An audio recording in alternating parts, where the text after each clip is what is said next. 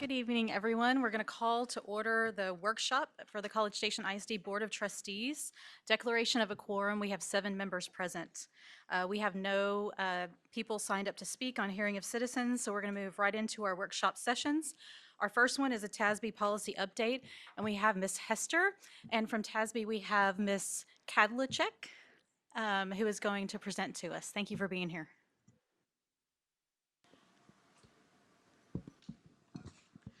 Good evening, and thank you for being here tonight.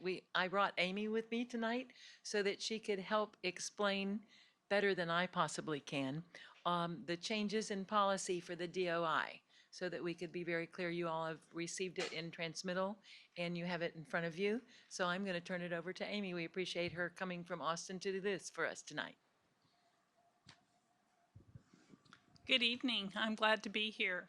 So Chrissy had asked me to come and just explain a little bit about the changes that we have made, particularly pertaining to the local policies that are impacted by the district's improvement plan. When DOI started after the legislative session in 2015, TASB had to really stop and think about how are we going to reflect those exemptions that districts choose to exempt themselves from, and so that it is accurately reflected in a policy manual. And so from the beginning, what we would do was try to explain each district's individual exemption and what their rationale was and what their plan was, and put that in local policy. And then we added a note to the legal framework just to say something in this policy, something in this legal framework may not apply because the district has an exemption.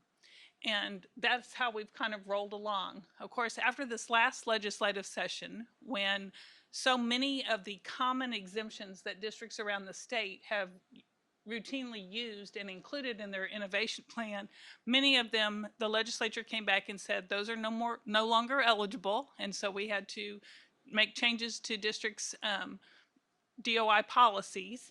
And then also, it's also just a common time, so after, in 2017, when districts first got their innovation plan approved, it was good for 5 years. And then again, so 2022 was kind of a key time when districts started re-upping their plans.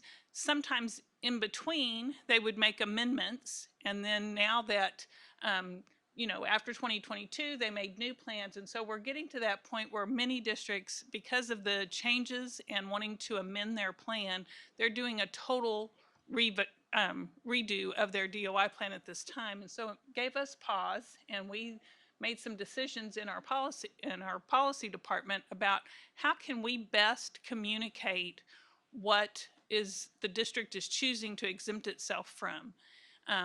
Every district's DOI plan, while it's very common from district to district to see the same exemptions, exactly what the district is going to do as far as implementing whatever change that they're going to utilize there, that is a little bit different. And trying to articulate that clearly in each local policy gets to be a little bit tricky. What we realized is that we were also creating policy language sometimes, and in hindsight, we feel like in some ways it's unnecessary. When you think about it, your DOI plan has gone through the whole process to be created, and then the board has approved it. And so in essence, your DOI plan is your local policy about whatever exemption that you all are choosing to make a decision about and exempt yourself from. So we will continue to always put the note at the top of the legal framework in the applicable legal policy. But instead of making changes to local policy, we're going to rely on the district's individual DOI plan. It has to be posted on your website. It's posted on TEA's website. It's easily accessible for folks. And if somebody's looking in your policy manual and they see in the legal framework a little note that says something in this legal policy is impacted by the district's innovation plan, and then it points to policy AF local, which is the policy that says we have chosen to have a district of innovation plan, then it also points you back to going and finding that DOI plan posted on your website so that the stakeholder can read the DOI plan, see what the exemption is. The only time we're going to put something in a local policy now related to the DOI plan is if the local policy already addressed the topic that is related to the exemption. And the best example is the policies related to complaints and grievances. Many districts have chosen to exempt themselves from all of the requirements under Senate Bill 12 related to the changes in timelines particularly. And so we do need to accurately reflect that in local policy because your district administrators rely heavily on those local policies, as do your stakeholders, should they need to follow that policy to file a formal complaint or even try to get an informal complaint or grievance addressed. So once you all notified me, once Chrissy notified me that the committee had worked together and the board had approved the revisions and amendments to your DOI plan, I said, good to know. Send me the whole plan, let me review it. And then I went into your policy manual to find where all of the exemptions in your DOI plan were already represented in your policy manual. And then that is where I came up with the recommendations for the changes to the applicable local policies. So in the packet that you've received, you will see that there are, or I hope you've seen that there are a number of policies where provisions are being removed, and in some cases, the entire policy is being marked for deletion. And when you see that, it's because we had added kind of artificially information about that particular topic. The local policy didn't need to address, you didn't need a local policy provision about that topic previously until we at TASB had decided, well, they have an innovation plan, we better somehow communicate that in local policy. We're going to rely on your DOI plan now to communicate that, and therefore we're taking it out of any local policy and only including it in those local policies like your grievance policies where we need to clearly articulate what choices have been made regarding that. Any questions regarding that part of this? So there was a packet of policies here, and as you've looked through them, I think it's pretty clear. You can see, especially like on that first one where I've marked the DOI note at the top of that local policy for deletion, and then a paragraph about your state teacher certification. That doesn't mean that that is not part of your DOI plan anymore, but the requirements related to state teacher certification are legally driven. They're in your legal framework. That's what you've chosen to exempt yourself from. So there is a DOI note in the DBA legal framework. And then we will just put your local policy back to including only the local provisions that are related to the topics on credentials and records that are required in local policy. The next example would be DCA, and you can see that that was an example of where we created a local policy just to say something about the district's choice to extend the probationary contract period for employees who are new and need to be on a probationary contract. Most of the time, districts don't even have a local policy at this code. All of the provisions addressing how the district has to implement the local policy or implement the requirements related to probationary contracts are in your legal framework. And so we created this policy completely unique. And so that's why we're going to delete it. Again, the main thing is your local DOI plan explains what y'all plans are going to be as far as how you're going to implement the 5 of 8 rule as it relates to folks coming in on probationary contracts and the experience that they've had in school districts prior to coming to your district.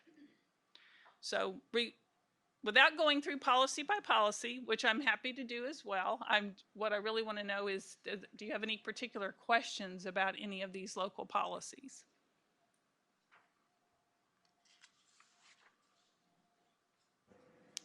Not really. My only question, did you say the legal policy, did it change at all, or was that clause already in there calling out the district? The DOI plan. So if for the exemptions that you've had in your DOI plan since before you made your recent amendments to include the exemptions from the new requirements under Senate Bill 12 related to the complaint policies, those did have the notes at the top. For example, the state teacher certification, the class size exemption, the one about the 5 of 8 rule for probationary contracts, those have all had a note at the top. And they will continue to have a note. We're actually updating that note a little bit, so that'll be updated when I process all of this for you. But they've already had that note at the top, and they will continue. And then with your new amendments, like with the 3 complaint policies, a note will be added to those legal framework policies. So your original question is of did they change? The note part didn't change. The policy more than likely changed though, because of course there was a lot of change to pretty much every legal policy in the policy manual after the last legislative session. So there have been a lot of updates there.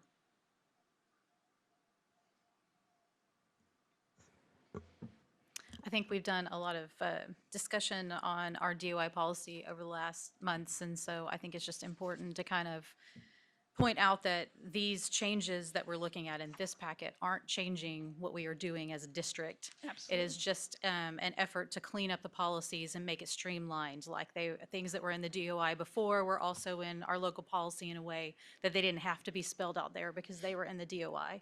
So just as not to like create confusion for anybody who's listening to this packet isn't a change of policy. It's just a change of how we're wording it and where it's going to be. Is that fair to say? Absolutely. That's a great summarization, yes.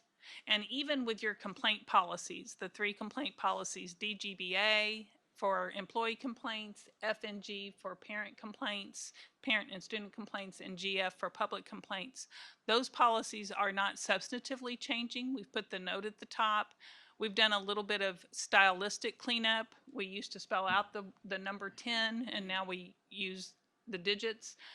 We used to always include or designee and after superintendent, and that is being adjusted throughout the entire policy manual because policy BJA already provides for the superintendent's delegation authority. So we are trying to remove that phrase and just make it a little simpler for reading. So those are really the only changes. These 3 complaint policies are putting your policies back to how they were prior to your DOI plan, adding those amendments. And starting in September, we'll meet with DEIC to go through this entire plan, and we'll work the entire fall on what the plan is, and then bring a new recommendation when we have to re-up in March of 27. So this wouldn't require any action at a future meeting because we're not necessarily changing. No, sir. Just restructuring. Okay, so it's informational. Okay, thank you. Right. We do have to vote Well- on these policies though. And, we'll do that as normal the next board meeting. Okay, so this is, But these policies we need to update these policies, so you will vote on the policies at the next meeting. okay, Normally so we do this a is workshop. it's a first reading. Okay. Yeah. Right. All right, thank you.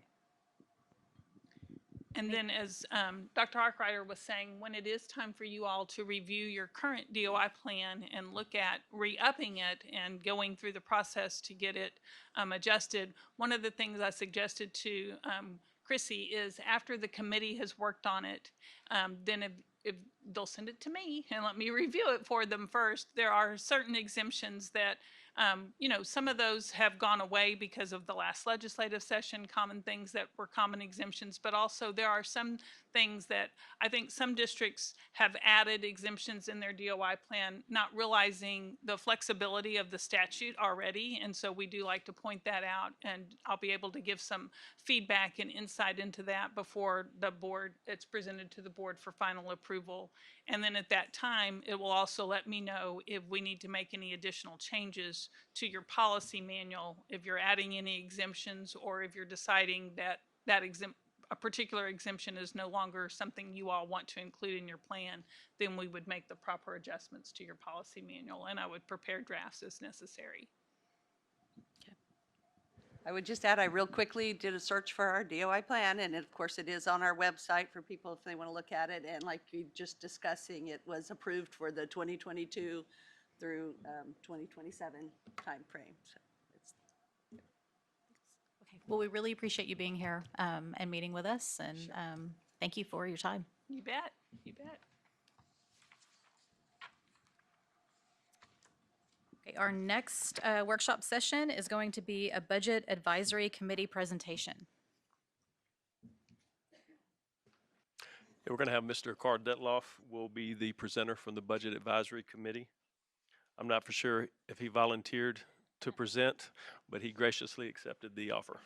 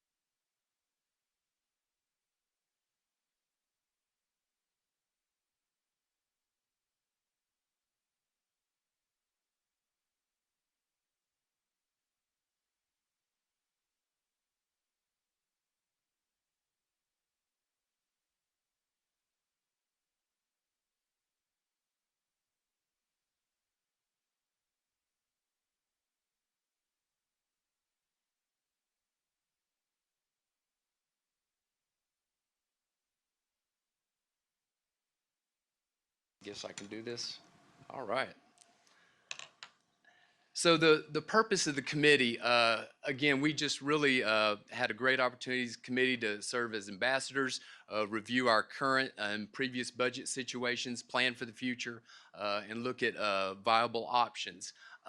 Also, we looked at cost containment initiatives provided by the school district that you will continue to learn more about in the upcoming months to implement some of these solutions. Again, our task as an advisory committee was just to provide input. Certainly the Board of Trustees will have to approve every endeavor and opportunity that we have for budget containment and cost containment initiatives. And then the leadership team will certainly implement those solutions as the board sees fit. So it was a great committee, and I just appreciate the opportunity to serve on it. Okay, here you have headlines, and all you have to do is go to your favorite social media site or any periodical or newspaper if they're still in print and read these headlines across the state of Texas. So really, I want to kind of provide the context for my remarks tonight through the current lens that I have. So I want to provide a state overview of the budget situation and then kind of funnel it back down to CSISD and the implications it has from a statewide lens to your current budget initiatives. Really, when you think about it, I was a former superintendent for 9 years in a like-sized school district as College Station ISD. I just retired after 33 years in education. Now I serve as the deputy executive director for a nonprofit organization that focuses on school finance and policy. And we currently have about 450 school districts that are members. So these headlines, we feel it, we see it, we understand it from across the state. And I'll also take this time to brag that the Board of Trustees in College Station ISD, the leadership team, the CFOs, the superintendents have been exceptional over the last 30 years. So you guys have been great financial stewards, and I want our listening audience to understand that. Across the state, you've been conservative fiscally and have done what you needed to do to provide opportunities for the kids in your school district. So I applaud you for that. In our work, we've seen polls and estimations that about 50 to 60% of school districts in Texas, remember there are about 1,012 school districts in Texas, 50 to 60% are adopting deficit budgets. So this is not new. You're in a position, you've been great financial stewards, and I applaud you for doing that. It's just where we are now. And this next slide, if you look at the decline in enrollment, and College Station is experiencing this, and districts across the state of Texas are experiencing this too. From 2007 to 2019, there's a 21% decrease in birth rates in the state of Texas. This is higher than the national average. Also, if you look at families, in 2000, the births per family were about at 2.5 births per family in Texas. That was reduced to 1.84 births per family in Texas in 2022. So a lot of the declining enrollment we're seeing across the state is really applicable because of the birth rate decrease. So also, if you kind of move through this, I'm going to take my glasses off because I think I can see this better without. As you move through this slide, reduction or elimination of federal funding. I think Heather and Dr. Harkrider will kind of talk you through some of those specifics.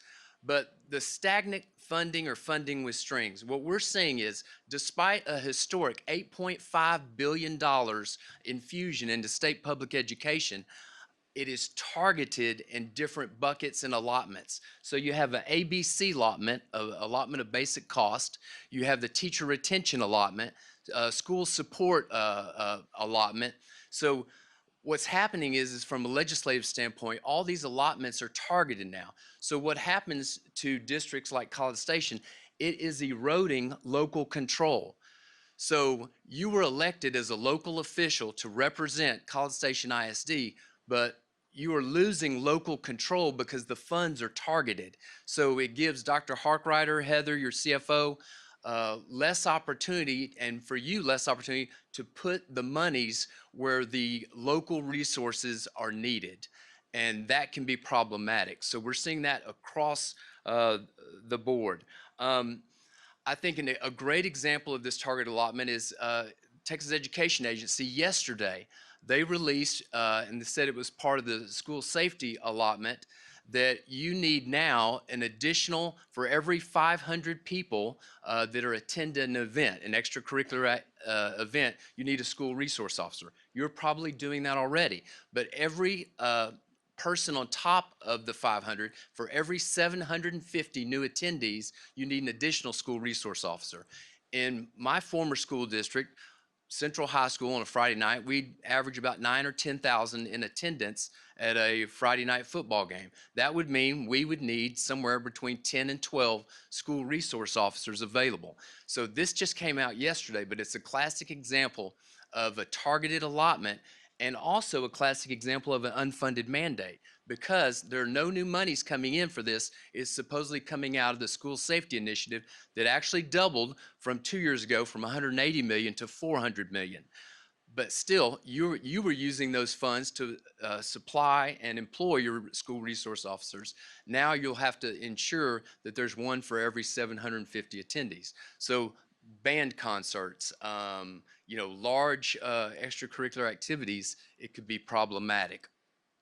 So I think that's one of the risks too now, is that they're targeted funding. The legislative session won't meet until next January in 2027. typically what happens is you don't have an omnibus school finance bill, and it's every other session. So what most likely will happen this session is you'll just have between $400 and $800 million of cleanup with current initiatives. So they'll clean up House Bill 2, $400 to $800 million of cleanup, but there won't be radical or omnibus school finance legislation again. So if you think until probably the next session. So what that would mean is that's spring of 2029. So most likely you won't see any new funding until September of 2029. So what we've been recommending for districts is that you've got your current levels of funding and you'll have to work through that. Now, let's talk about vouchers quickly. And I may need a sip of water for this one. That's right. So there are about 274,000 applications for the school voucher program in Texas. 1 billion additional funding was set aside. This is on top of education. And yes, that funding was that, well, some students are going to leave the current school district and go to a private school for the educational savings account or voucher. So there was about 274,000 applications. But also, if you look at the data, about 73% of these applications are already in private school. Now, $1 billion was allocated for this. And even I can do Carl math. If 73% were already in private school, that means the people in this room, all of us taxpayers, are paying about $750 million out of our pocket that could be going to traditional public schools. That if you just take the 75% of $1 billion. So it's another funding mechanism that just started with the 89th legislature. So another funding mechanism, vouchers, is on top of the school funding mechanism that's currently in place. So my estimation and guess would be that this will continue to increase as the applications increase. Also, you have to remember that in the voucher program, $10,500 is allocated for students that are accepting an educational savings account. I think what could be more problematic is $2,000 are offered for homeschool students. So all of these things together are going to, put an additional crunch on local school district budgets.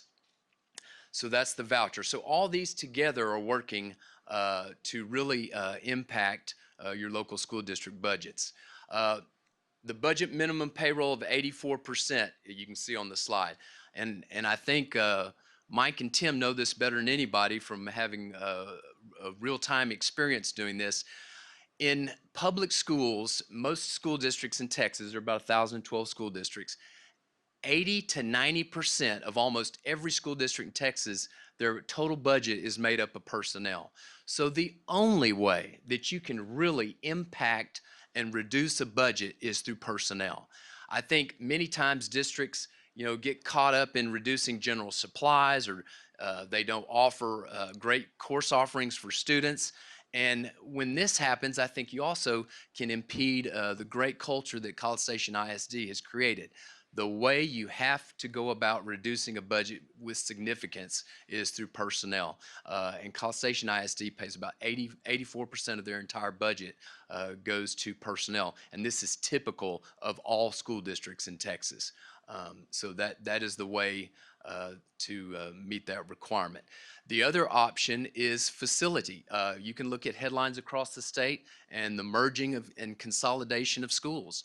So, at some point in time, perhaps long after your tenure on the board, but maybe in the 2030s, we may have to look at consolidation or merging of campuses, or perhaps looking at campuses that don't have high enrollments.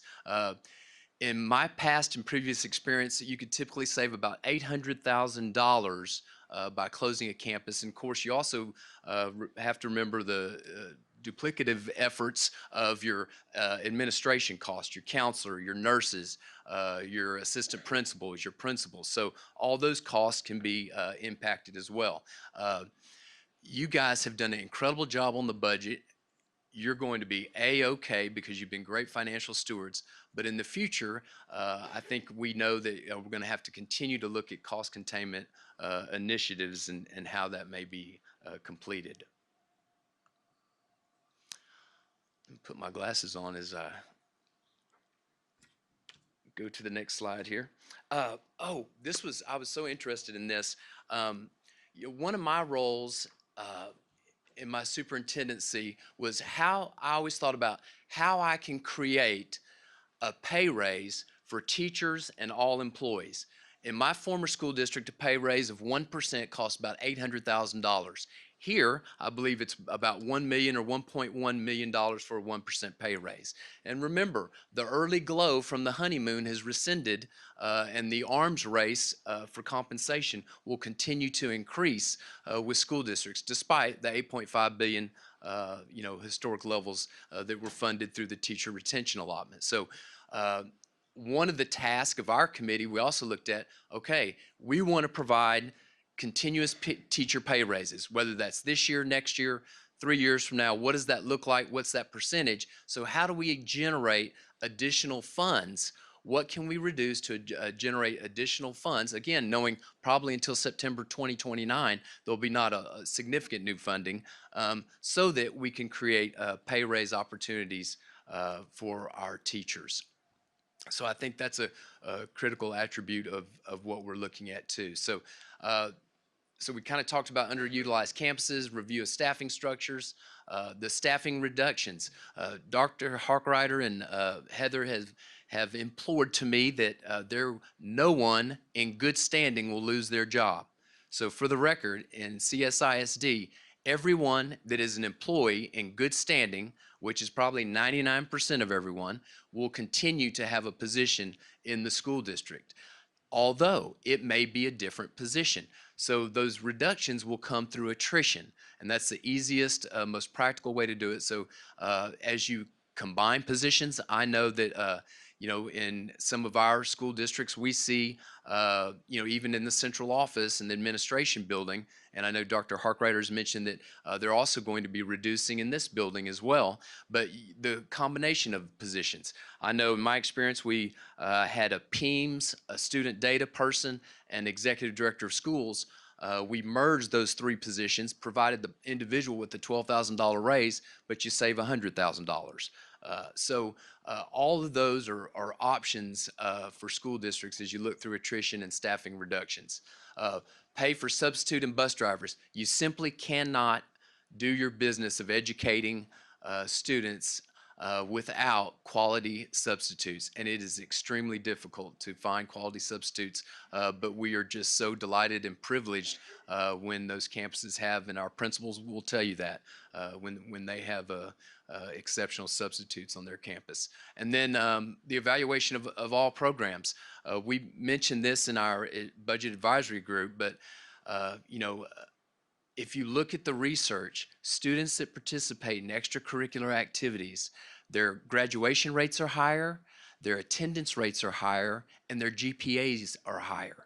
So I would offer, keep the high quality programs that CSISD continues to offer in extracurricular activities. Most likely your bands at both high schools probably have 300 student attendance participation. Of course, it's your choirs, your drill teams, your soccer teams, your softball, your volleyball. And I will share a speaker privilege because I'm just a citizen now.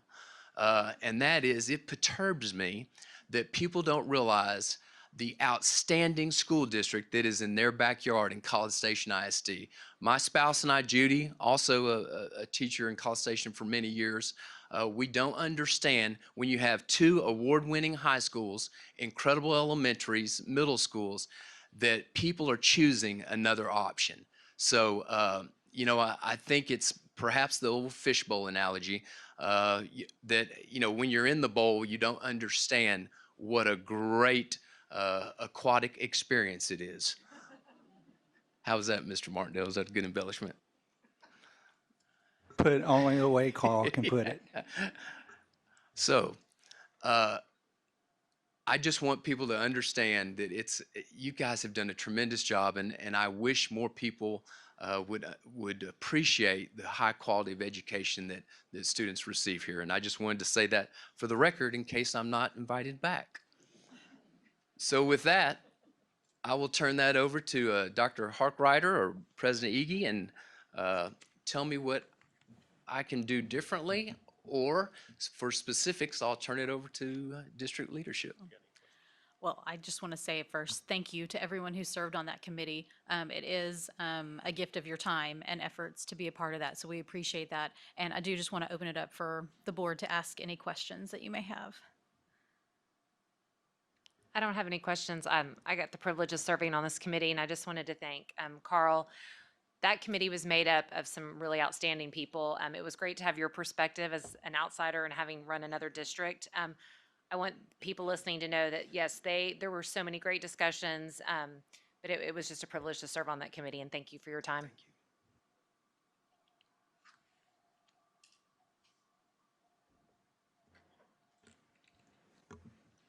Anything else? I think they're waiting on Heather in the workshop, so they're gonna let you off easy. My wife is making white bean chili tonight, so I'm gonna Well, I think you move did. on quickly. I think you did a great job of Thank you, just Dr. pointing that Detloff. out to us, so. Thank you very much.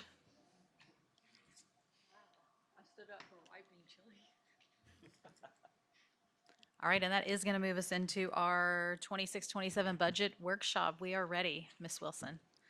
Good evening, Ms. Ege, Dr. Harkrider, Board of Trustees. Appreciate the time tonight.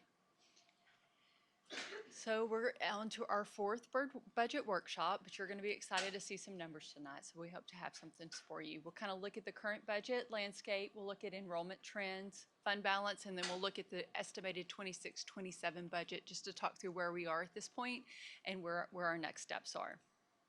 So if you look at the current budget, we're trending really well for revenue. One question you might have is on that minimum foundation state revenue. It looks like we're a little bit over on collecting state revenue. I really think it's because of an overpayment. If you look at what I estimate right now is today, we should have about 29 million in there, which is a little over 300 to 500,000 more than what you see in the budget. It's just if you look at what we thought we were going to have for enrollment and what we have now, we have less students, and so they've kind of overpaid us. And so that's what you're seeing in that revenue account, just to kind of give you a heads up in case you have questions there. Another thing about College Station ISD, you're probably very much aware of, we are a school district that pays 2 times a year. We pay in February and in June as well. And so you see taxes there at only 94% collected.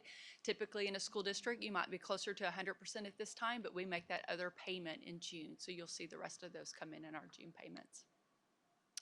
When you're looking at our total expenditures for the budget, we're about 75% of the school year complete, and about 71% of the budget is expense. So we're in a really good place with a solid budget. You can kind of look through each little piece of that and kind of get an estimate where we're at.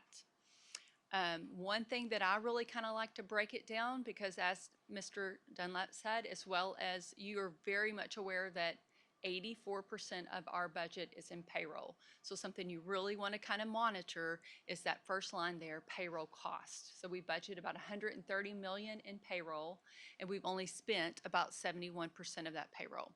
Now, one thing you want to keep in mind with College Station ISD is we have a robust TIA program, and then you're going to see over a $4 million payment go out that's going to be booked to June, and so you'll see that a little bit later. So when you're looking at that percentage, you'll just kind of keep that in mind. But 71%, so you should feel pretty solid about the budget. Okay? So board priorities, we've talked about these. I'm going to just throw them one more time. This is something you guys adopted early in the process for our budget this fiscal year, and I'm just bringing them back for reminders. In addition, we just heard from our Budget Advisory Committee when they were looking at things. I appreciate everybody that served on that committee. They got to look at a lot of information. I tried to talk them into accounting can be fun. I don't know if I didn't bore them a little bit, but there was a lot of great information that we were able to go through to kind of come up with these ideas. When we look at the budget tonight, we're going to look at several things that we've kind of been looking at. Compensation expectations, we looked at staffing ratios. Of course, I want to show you that fund balance usage, kind of where it would be with we had passed a deficit budget, and then kind of where our future lies there. Talk about kind of what we've done to balance some of the deficit with department and campuses, class size reduction, and then just establishing the revenue resources. So we can't really talk, I know you've seen the cups before, but I just really want to kind of take a moment just to talk about the cup. Because what's going on in the state of Texas, and he kind of touched on it a little bit, is our cup is shrinking in a sense. It's shrinking because in order to fill a cup, you've got to have ADA, and then you've got to have the students. And so when we don't have students, we lose funding. So our cup gets smaller. Doesn't matter, state, local, we all know it doesn't matter if we have a lot of property wealthy or not. If our cup flows over, it goes to the state. I'm talking about cup size. Our cup size is shrinking across the state of Texas because of enrollment shrinking. So just to look about our enrollment, here's just some historical information on enrollment. Of course, you all know that we shrank this year in enrollment. And you can kind of look at the reasons why. He talked about birth rates. You can see how it's affecting us. Our earlier grades are smaller than our older grades. So you can kind of see how that falls there. And you can also kind of see when you lose a grade, a 12th grade class is 1,062, if you're really not seeing a huge growth in the area, you're not going to fill that up and you're replacing it with, you know, a 950, 910. And so that's your first thing there. And then you throw the vouchers in, you throw the charter school in, you throw the homeschools in, and that's really kind of what's happening in the state of Texas. So this is College Station's birth rates and kind of how we're looking. Now, I'm excited to see that we might have some COVID babies this year. So I'm kind of banking a little bit on that. So we hope they show up. And our kindergarten numbers are solid. You see closer to a 959, 960 versus a 910 that we experienced this year. So I really kind of think we could see that just from looking at those data right there. Moving forward, you can kind of look, we just tend to trend down a little bit. Like I said in the last budget meeting, you can see pockets of our district is growing. Pockets of our district have aged out. So there's just a combination of all that we kind of just have to stay on top of. And as some of our campuses start to age out, we'll still have to move things around just to fill up those campuses or look at other things like he talked about earlier, if it's time maybe to close one of the campuses that's aging out and move those kids. But those are things, like he said, that are future conversations. But as you continue to look at these numbers, it was a great opportunity to start the conversation with our community, to let them know what we're experiencing, to know why we're experiencing. It's not just a College Station thing, it's a state of Texas. You look at the headlines, you're going to see it all over the state of Texas that campuses are closing. And they're doing that so that they can provide additional opportunities to their students and give raises for staff. So we all have to be a little bit more frugal. But this is just some of the revenue impacts when you start seeing those decrease in students. I feel like we still have to kind of bring up what we've done in 25, 26 because we've made huge steps to kind of close some of the gap on our budget. We evaluated class sizes last year. We did it again this year for secondary and campuses to look if there was any way that we could reduce staff there. We reviewed intermediate and elementary staff. We looked at 25-1 for our intermediates, and we looked at 22-1 for our elementary campuses. We had to make hard decisions in the district where there possibly could have been some reduction just because it didn't make sense with the students. We left the teachers there. So there are a few things there that everybody's keeping in mind, that our top thing to do is educate our kids and do what's best for them. In the numbers you're going to look at tonight, I am reducing one of our campuses by 3 teachers. If we can't roll that into Title I, I'll have to roll that expense back to the budget that you're looking at tonight. We're trying to look at class size reduction. It's one of our highest need campuses, and we want to keep those class sizes small. So we're looking at what we can to make that happen. These are some of the things we did last year. Again, we set staffing models, reestablished those staffing models, made sure we're equitable, and we brought that into this school year. We adjusted those campus budgets, and so we adjusted again based upon the makeup of the campuses. Of course, we're still working on that attendance incentive, and we see that our attendance is staying high. In fact, our revenue went up a little bit this 6 weeks because our attendance was a little bit better. Our co-curricular pupil allocations were still in place, and our department still built zero-based budgets. So this is kind of what I just discussed that we rolled into 26, 27, but that's what you'll be looking at tonight. So these are some of the staffing adjustments that we've made. There's a reduction in 11 elementary teachers. Some campuses saw increases, some campuses saw larger decreases. And it was all based on the 22-to-1, based on their anticipated revenue for the next year with boundary adjustments. Like I said, there's 3 teachers in there that could be 3 less teachers in that pot. We're still evaluating that, but we needed to go ahead and get you some numbers tonight.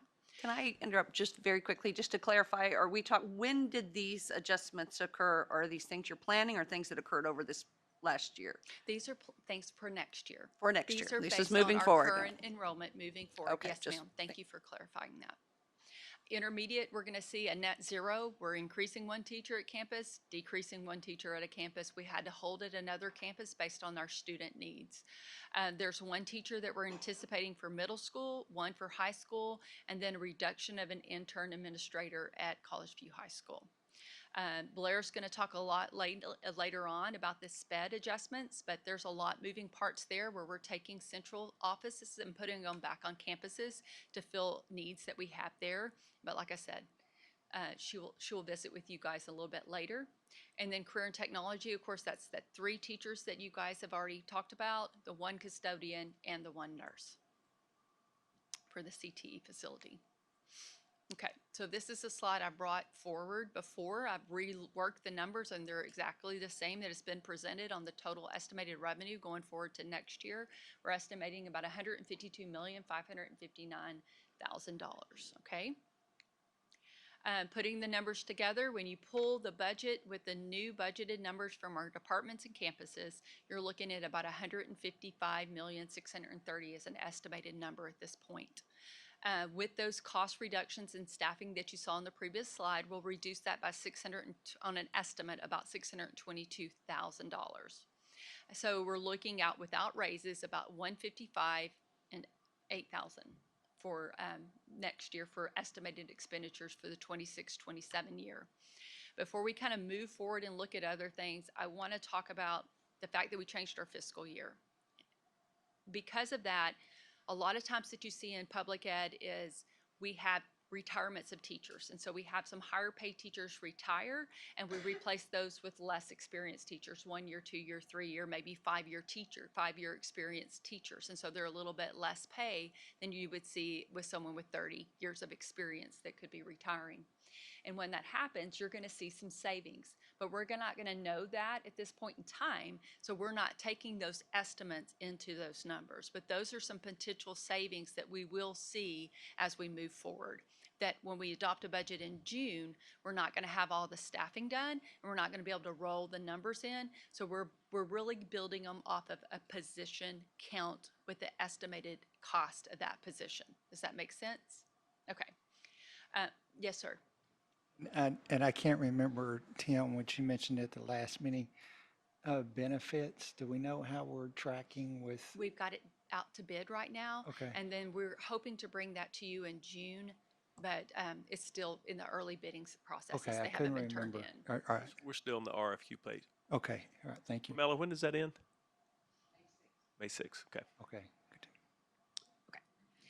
And then estimated 26-27 revenue from the previous screen is 152, so that brings us to a $2.44 million deficit. Okay? So just to kind of give you some information, this is some of the information that was presented to the Budget Advisory Committee, but this is just how we compare to our peer districts. So we're up on the top, College Station ISD, and we break it out by 0, 5, 10, 15, and 20 years. And that's just the markers we look at when we compare ourselves to other school districts. Bryan is not so much a peer, but because they're local, then we consider them a peer district. The other ones are based on enrollment and makeup of students. I'll give you just a second to kind of look through that before I move on. And this is based on 25-26, the TASB salary studies. And districts across the state, they'll submit their information in, and that's how we use it to compare.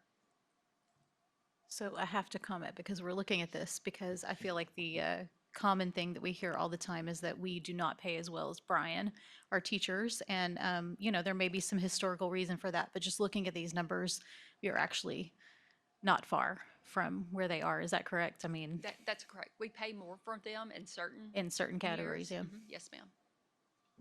That's great. So we're kind of right there together, I would say.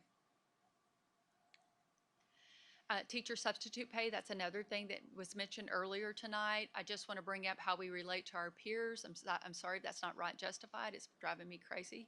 But anyway, you can kind of look and see how we match up. So that's kind of where we have a concern. We do have a 77% fill rate, which is honestly a really good fill rate. But we want to be fair to those individuals that are stepping in for our teachers. So that's something that we kind of need to look at. Another thing that was mentioned tonight was bus driver pay. We have 22 unfilled bus driver positions and 10 bus monitors that are unfilled. And you can kind of look at the pay. That's something that we kind of need to concentrate some effort to as well. So you can kind of see how we compare to our peers.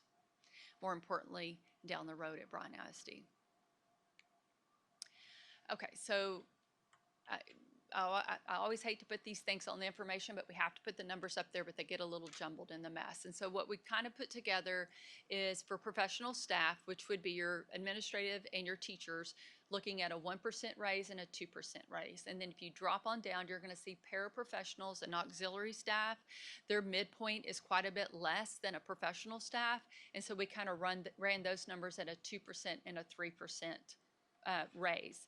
In addition, we have bus drivers in a different pocket, and we looked at a $1 per hour raise or a $1.25 per hour raise. And so looking at both of those.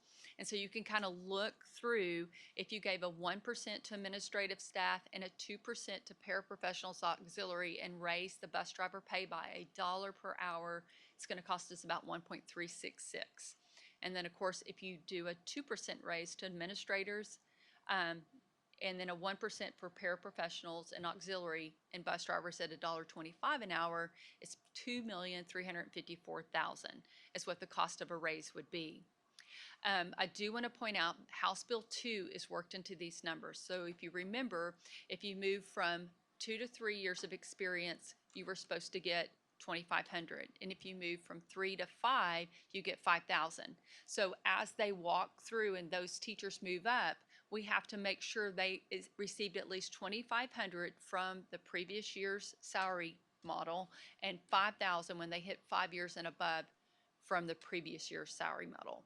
So I had to work in additional funding because if you look at a 1% teacher raise, that's $650 a year.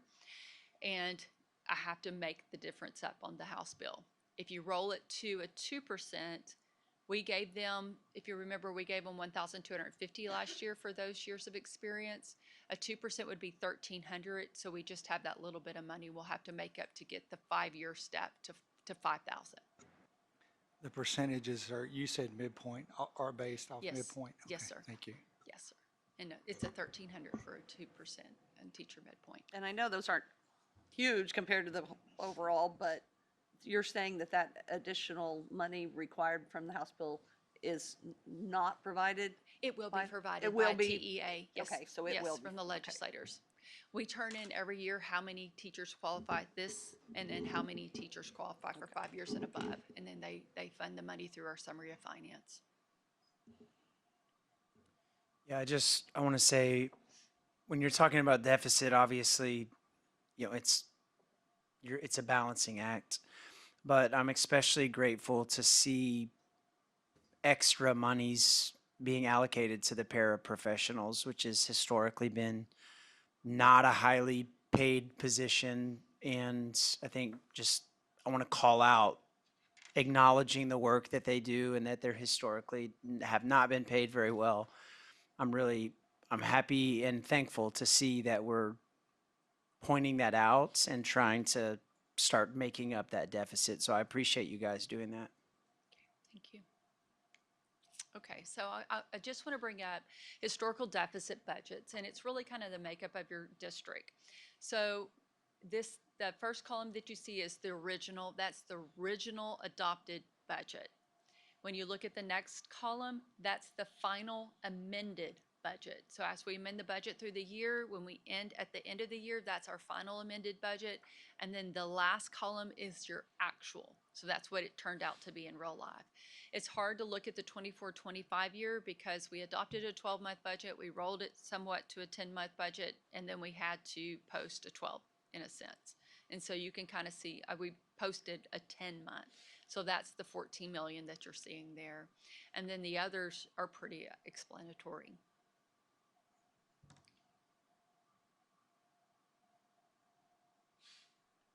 Okay. I mean, I'm glad you're showing this. I guess what it's showing is in general, we are conservative budgeters, right? I mean, is there anything else you can add to that just besides the fact that we need to plan for worst case and hope for, best case? I mean, that's what it's Yes. kind of showing.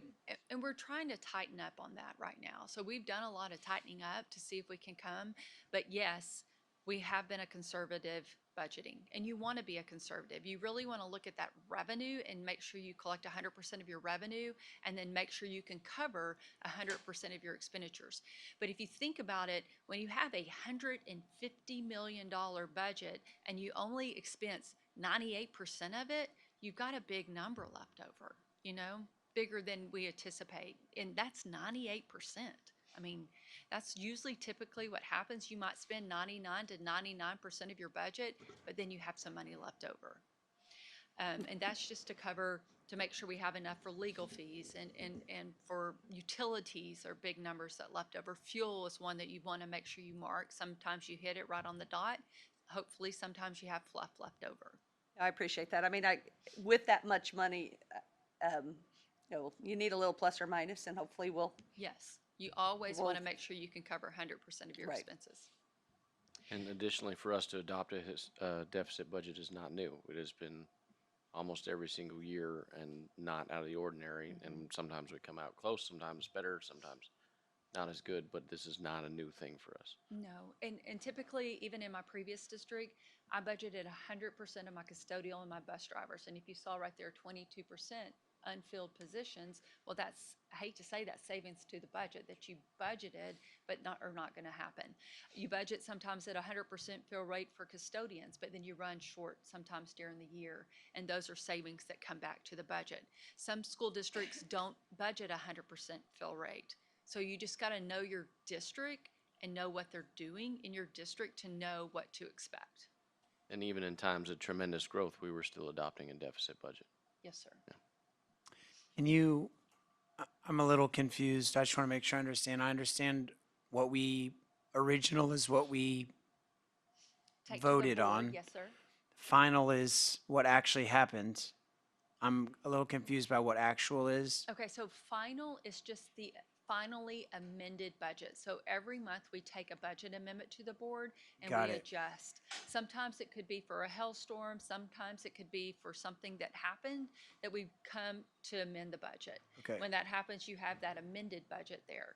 A lot of times when we bring a budget amendment, we don't mess with the bottom line unless there's something big that happens. Okay. And then you have to amend the bottom line. And then your actual is just really your actual revenue and your actual expenditures, not even looking at budget, but what actually happened outside of the budget. Thank you. You're welcome. Okay, so fund balance, going just a little bit further. Our board policy says near to 3 months operating expenditures. It also says assigned and unassigned fund balance. Okay, so when you look at fund balances, you have multiple buckets. You have a non-spendable assigned, and that may be inventory that we already have. We have to earmark that off. It's already actually spent. It's a prepay. We already bought it, but it's not going to be until next year. Therefore, it sits on the balance sheet account, and it has to be set aside as non-spendable. Spent in a sense. Committed is when we come to the board and commit fund balance, and I'll come back to that one. And unassigned is everything else. It's unassigned. It can be spent on anything, okay? Committed, we come to the board, and that's for I just came to the board last time and I said, we've got a roof. Here's the roof. We want to commit that fund balance because we know that we're going to have to pay that roof in next year's budget, okay? The other thing is a commitment for the change in fiscal year. I want you to understand You don't have to see whopping numbers anymore. That is a committed, set aside in that committed column just to protect us till we can get through this times. So when you look at that unassigned, you can feel pretty comfortable that that is truly unassigned. Does that make sense? Okay. So when you put everything together, and even when you look at the first rating, it's going to say, do you have a budget where your expenditures exceed your revenue? If so, you've got to have 75 days of cash on hand, basically. Another one of the markers is you have to have 60 days of cash on hand. And so what I looked at was 75 days of cash on hand. So I took the budget and the deficit and I looked at the two different raises.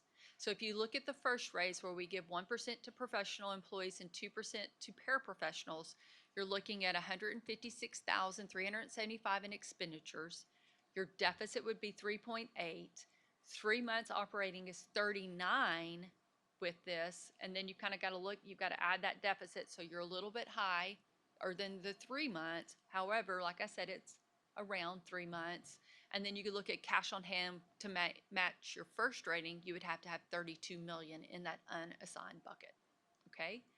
If you go down to the next one, it would be 157,000 in expenditures. Your deficit would be 4.8. Your 3 months would be 39,340 requirement for fund balance to make that 3 month marker. And the 75 days cash on hand would be 32,334. Okay. All right. That's all the fun I have tonight. Are there any questions? This is just really kind of the beginning. I would love to take back a compensation plan next month, and so you might kind of think through things and kind of think about if you have any questions that you want to send to Dr. Harkrider or to Ms. Iggy, because we want to bring that back in May and adopt a compensation plan in May. Yes, and then we will bring what we've done so far is all the budgets are in. We're sorting through all of it, going through it in a fine-tooth comb, especially on those. But we feel pretty good about the numbers. I'm not really seeing anything. Another positive is insurance. It looks like we're going to be kind of flat this year again, which is kind of exciting. It's like property is going down, casualties going up, but we think that we're going to see a decrease overall. So. And then there's some other things played into that. So I've estimated flat there for insurance, which is a big number. You know, it's our 2.6 million off the bat. So anyway, I appreciate your time. Yes, sir. I was just going to say thank you for the information. and I know we're still several months out, but well, you just mentioned compensation next month. And Dr. Detloff was just here visiting about the market and the job market and retention issues and all those types of things. My mindset at this point is we have a healthy fund balance. And we are going to have to make a decision whether a healthy fund balance is important to us or retaining and recruiting quality people with our students is more important. So I know we have lots of conversation left, but thank you for the information. It's obvious that we have a chore before us the next month or two. Okay. Thank you. Yes, thank you for the presentation. I think a lot of those numbers are helpful, and just thinking about, I think looking at all those deficit budgets in the past is really helpful too, but just putting in perspective, if you combine that with, you know, what we heard already of decreasing student enrollment, we can't just look at the past, right, and say that because we've always had deficit budgets, it's all going to be okay. That was also when we were having increasing student enrollment. So this was all just really helpful to put some of it in perspective for us. So appreciate that. Okay. Thank you. All right, that is our last item. So that's going to bring us to item E, adjourn.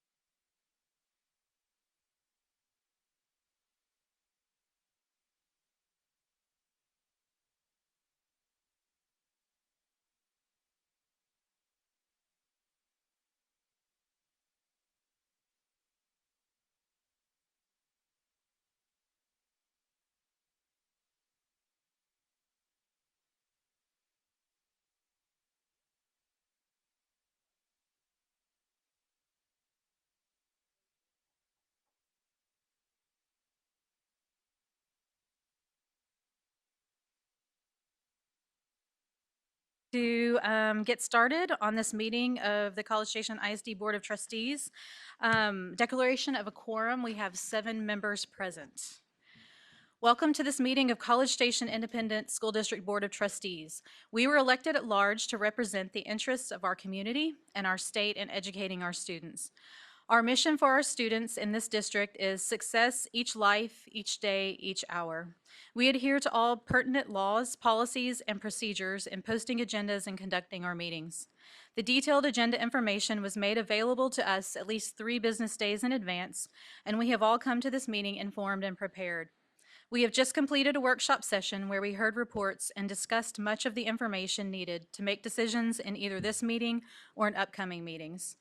This is a meeting of the 7 trustees in a public setting rather than a public meeting. As such, public comment is included on the agenda at a specific time and requires us to listen rather than take action so as to abide by the Open Meetings Act. We are pleased that you have taken time this evening to join us. We are very proud of this school district, and we thank you for your interest in and support of our students. The first thing we have tonight is we have some students from Forest Ridge and South Knoll who are going to come help us with our pledges. You guys ready?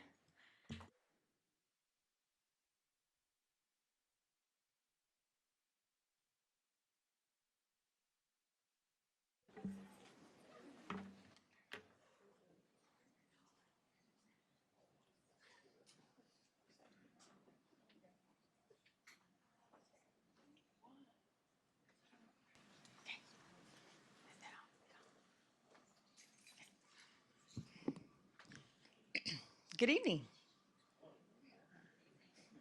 It's good to see you all this evening. And it's not raining. We'll take that right now. So I'm Teresa Cott, and I'm the principal at Forest Ridge Elementary. And I have 2 fabulous falcons, come on up here, girls, to introduce to you this evening. So first I have Caroline Osina, and she's going to tell you a little bit about herself in just a second. So Caroline is, I said already, a 4th grader at Forest Ridge. She is the first of the Osinas to come through Forest Ridge, and we have one more that's in 2nd that will be making his way through Forest Ridge as well. So we're glad that she's here. And then I have here.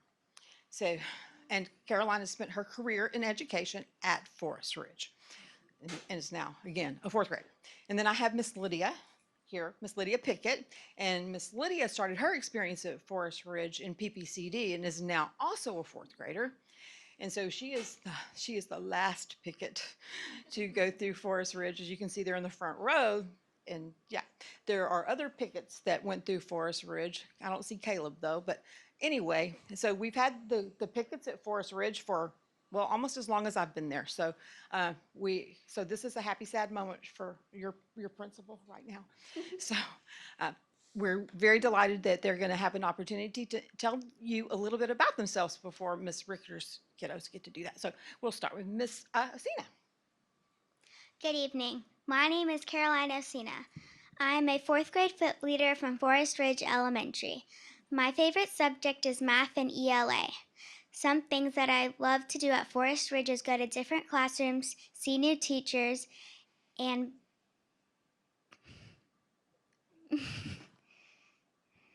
my favorite thing about Forest Ridge is that all the teachers and principals are so involved. Outside of Forest Ridge, I love to dance and tumble. I am proud of placing 2nd in UIL spelling and building my confidence. For my career, I would love to be a dentist.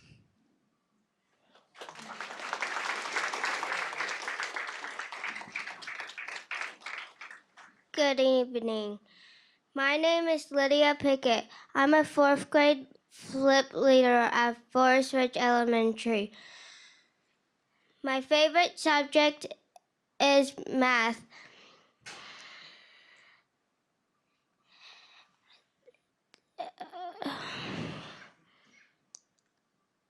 My favorite thing to do at Forest Ridge is seeing my friends. My favorite thing about Forest Ridge is the awesome teachers.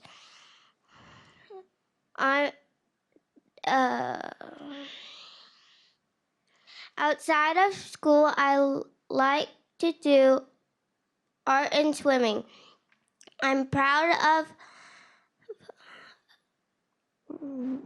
getting better at reading. As a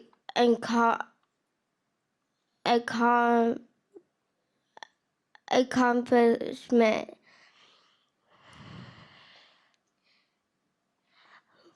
For my career, I want to be a child life specialist at a hospital or a fashion designer.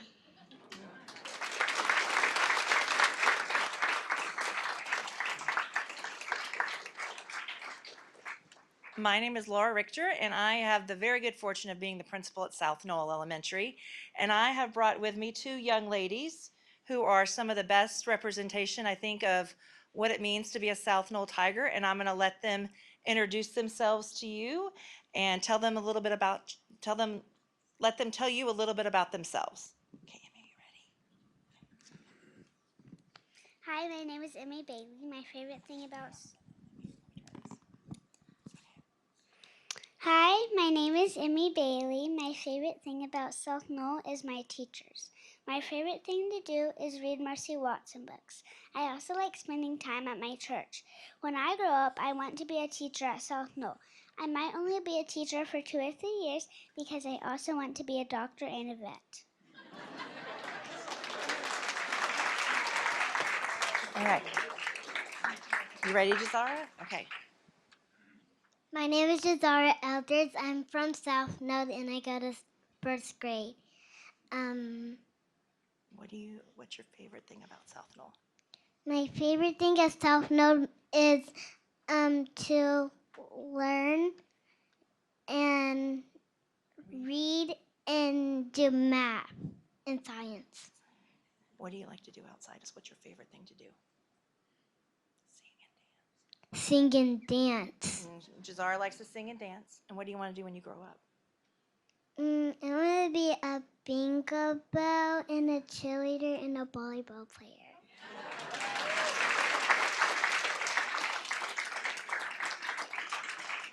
I think we can all tell Jazara spends a lot of time at the high school. All right, you guys ready? Okay. Please join me in the Pledge of Allegiance to the United States of America. Honor the Texas flag.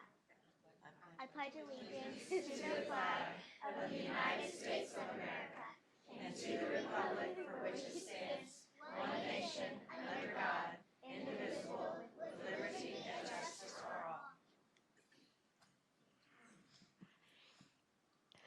Please join me for the Texas pledge. I honor the Texas flag. I pledge allegiance to the Texas, one state under God, one indivisible.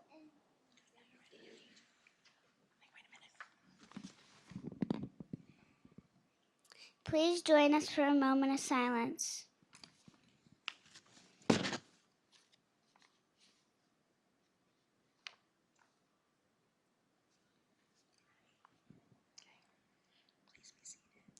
Please be seated.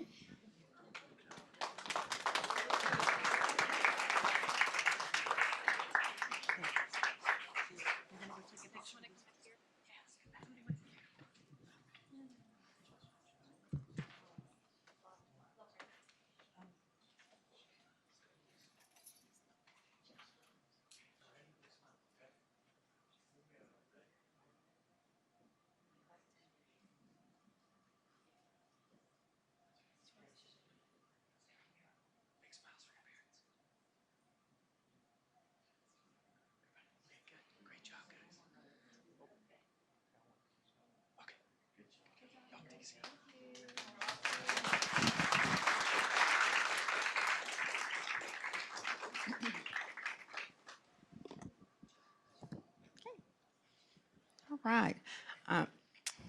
Ms. Pickett, I think you overcame your fear of speaking in public. I think you did a great job. Didn't you do a great job? Let's give her another round of applause. They all did. We appreciate it. Super. And I think our future is secured. We'll have a dentist and a doctor and some dancers. We're good. So thank goodness for that.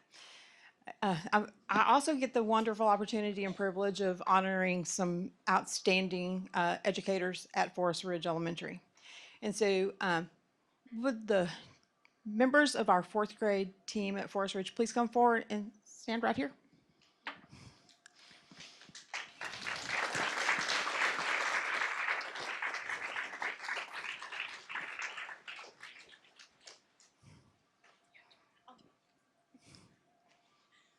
Okay. So I, been at Forest Ridge for a few years, and the ladies standing here to my left are just amazing educators. Some have been there almost as long as I have, but I think the youngest one to our Forest Ridge team is Miss House, and she's been with us for 3 years, so we're pretty excited about that. Has been with us for a parent for longer than that. So I have Heather Ann's, I have Hillary Rollins, Julie Wester, Monica House, and in the center there is Andrea Persine. So, and they are an incredible team of people that love kids and work really hard for them. So, one little quick thing about each one, and then I'm going to talk about them as a group.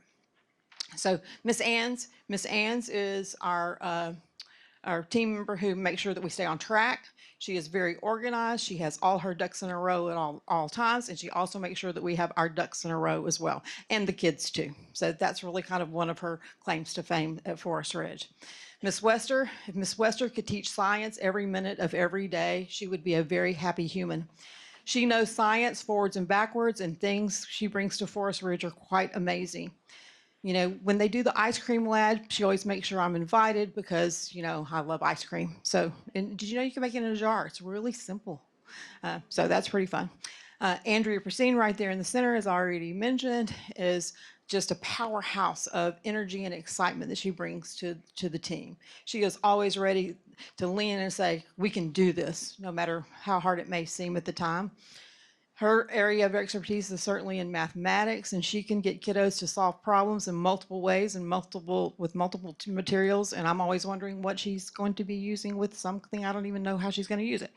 So that's our claim to fame as well. Miss House is a master of all things. She teaches all of the content areas, and she has a really good opportunity to have a very smooth transition between English language arts and mathematics and science. So she blends those together in a beautiful way, and is really great at reaching out to kiddos who may need just a little bit more. And then Miss Rollins is known as the chicken lady at Forest Ridge. You didn't think I was going to say that, did you? She is.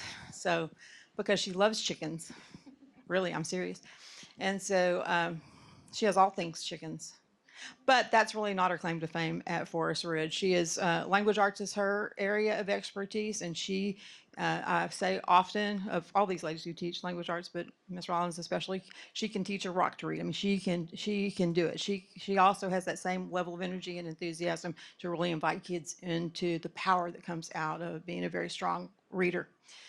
So they all bring their unique expertise to this team, but together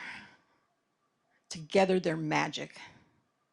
So I think that Ms. Given, our assistant principal, and I talked a whole lot about the fact that they have worked so hard to really embrace the theory and framework that we are working on here in College Station.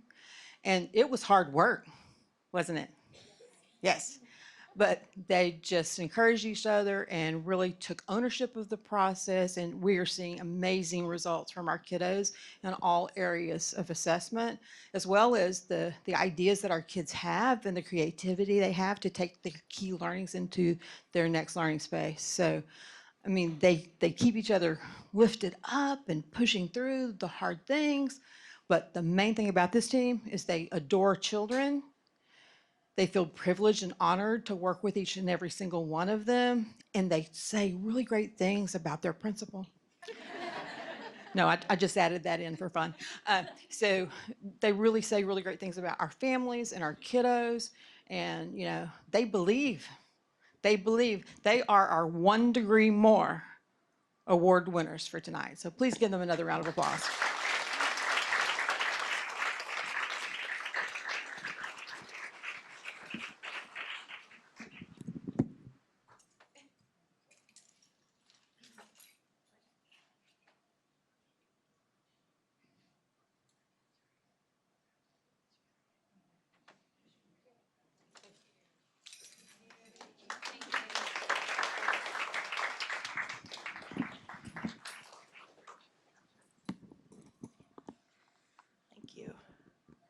I also get the opportunity to celebrate some incredible staff members from South Knoll this evening. So if Paula Martinez and Iris Becerra and Joella Schilling and Megan Covington can come forward.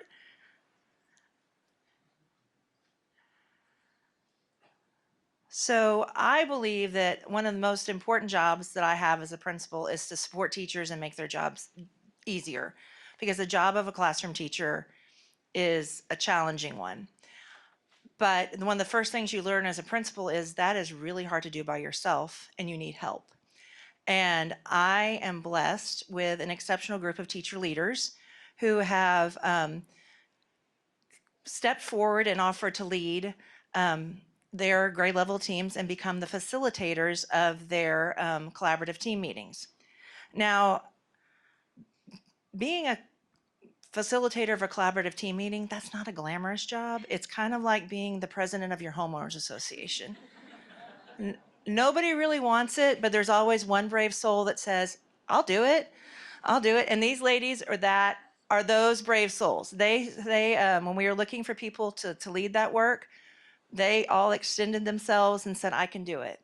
And they have all brought their special gifts and talents to those roles. And I just want to share a little bit about each one of them and how they have flavored our work and how, because of them, our work is stronger and better. Joella Schilling knows how to bring the fun. She has added an element of joy and playfulness with her collaborative team. She takes time every meeting they're together and finds something to celebrate, a strategy someone is trying, success that someone has seen, and she has prizes, which makes it fun. She plays games and has prizes, but she also knows that there's work that has to happen, and that by getting people engaged and motivated and celebrated, that's another way to keep everybody moving forward and to keep that work happening. And her team, when the kindergarten team rolls in, what they're able to get done in the time they're there, it's amazing to watch how the meetings have changed once we've kind of made the move to the teacher facilitation. So Joella, thank you for that. Megan Covington is the facilitator of our first grade collaborative team meeting. She leads with this quiet grace and purposeful. Everything Megan does has intention. And I know that when she comes into the meeting, she's also done a lot of work behind the scenes to kind of feel everybody out, get everybody's opinion, kind of build consensus before we get around that table. And because she's invested in her team, they invest in the work. And these two ladies, Paula and Iris, are on my second grade team. Paula is the facilitator for our English language arts side of the second grade team, and Iris is the facilitator of the math side of our second grade team. And what I will tell you about them is on our second grade team, we have 3 teachers who it's either their first year or their second year in teaching. And over the course of the year, I have watched these teachers blossom and grow, and not only just come to the meetings and absorb and take in the strategies, which they have, that have been shared, but over the course of the year, now they're celebrating and, hey, this is what I found, and what if we tried this, and they're sharing and they're willing to extend themselves. And in a profession where we don't see a lot of, or teacher retention is something we are faced with as a serious challenge, to know that we've supported 3 people new to the profession who, during their summative conferences, cited the support of these 2 ladies and their collaborative teams is one of the reasons why they felt a year of success, is their tremendous accomplishment, and I thank you for that. What you do has not just made a difference for your individual teams, but as for our campus as a whole, and the work we've been able to do, and where we are now and where we're headed. So thank you guys so very much. Oh, thank you. Thank you, Vanna. Oh, for you.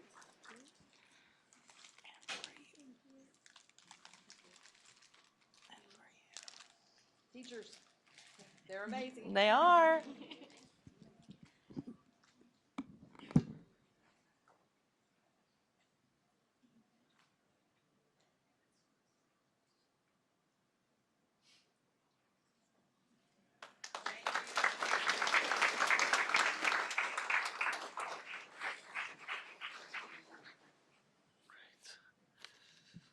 President Ege, members of the board, we are proud to continue our recognitions portion of the meeting by highlighting a special group of student athletes who have achieved great things this year.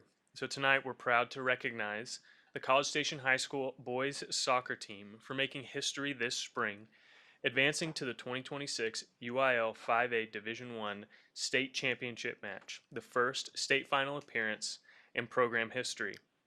The Cougars finished the season with an impressive 16-8-4 record.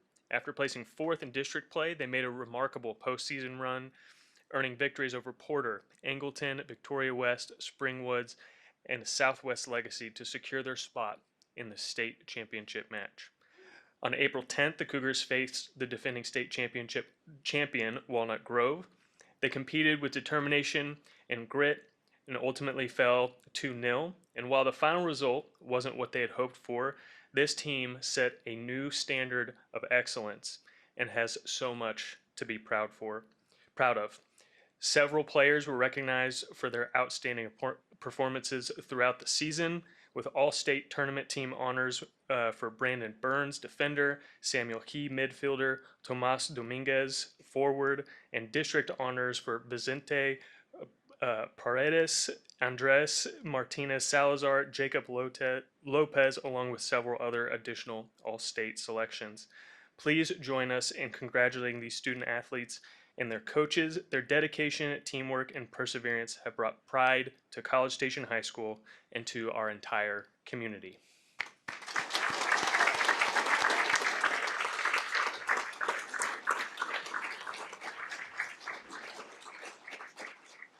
All right, Cougars, I'm going to call your name, and as I call your name, if you'll come and receive your certificate up here from Dr. Harkrider and allow the board to shake your hands, and wait over here to the side, we're going to take a group picture after we're done. Starting off, Andres Martinez Salazar.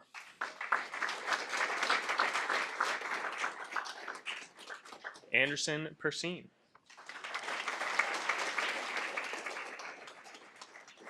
Asher Kalki. Jacob Lopez. Samuel He. Santiago Martinez Salazar. Brandon Burns. Kevin Alvaredo. Hasiel Turu Beates. Grayson Kent. Tomas Dominguez. Vicente Paredes.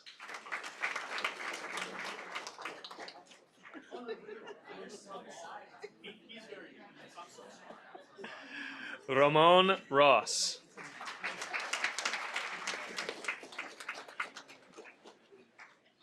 Kaloyan Dimitrov.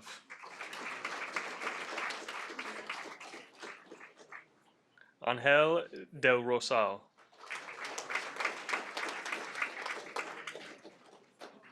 Joseph Richetsky. Jorge Flores. Guillermo Vieira.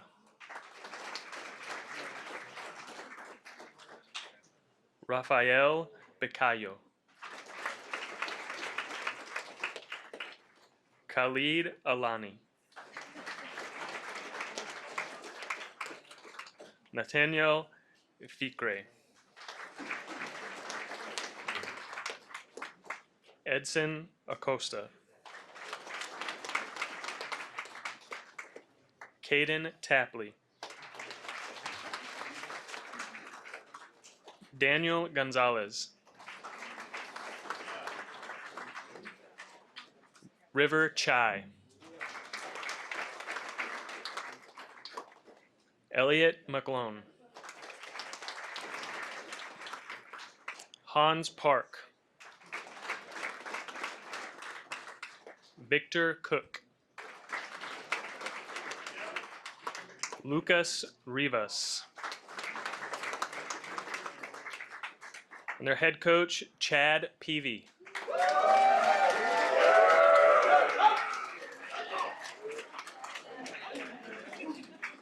Assistant coaches, Wesley Fisher and Edgar DeLuna.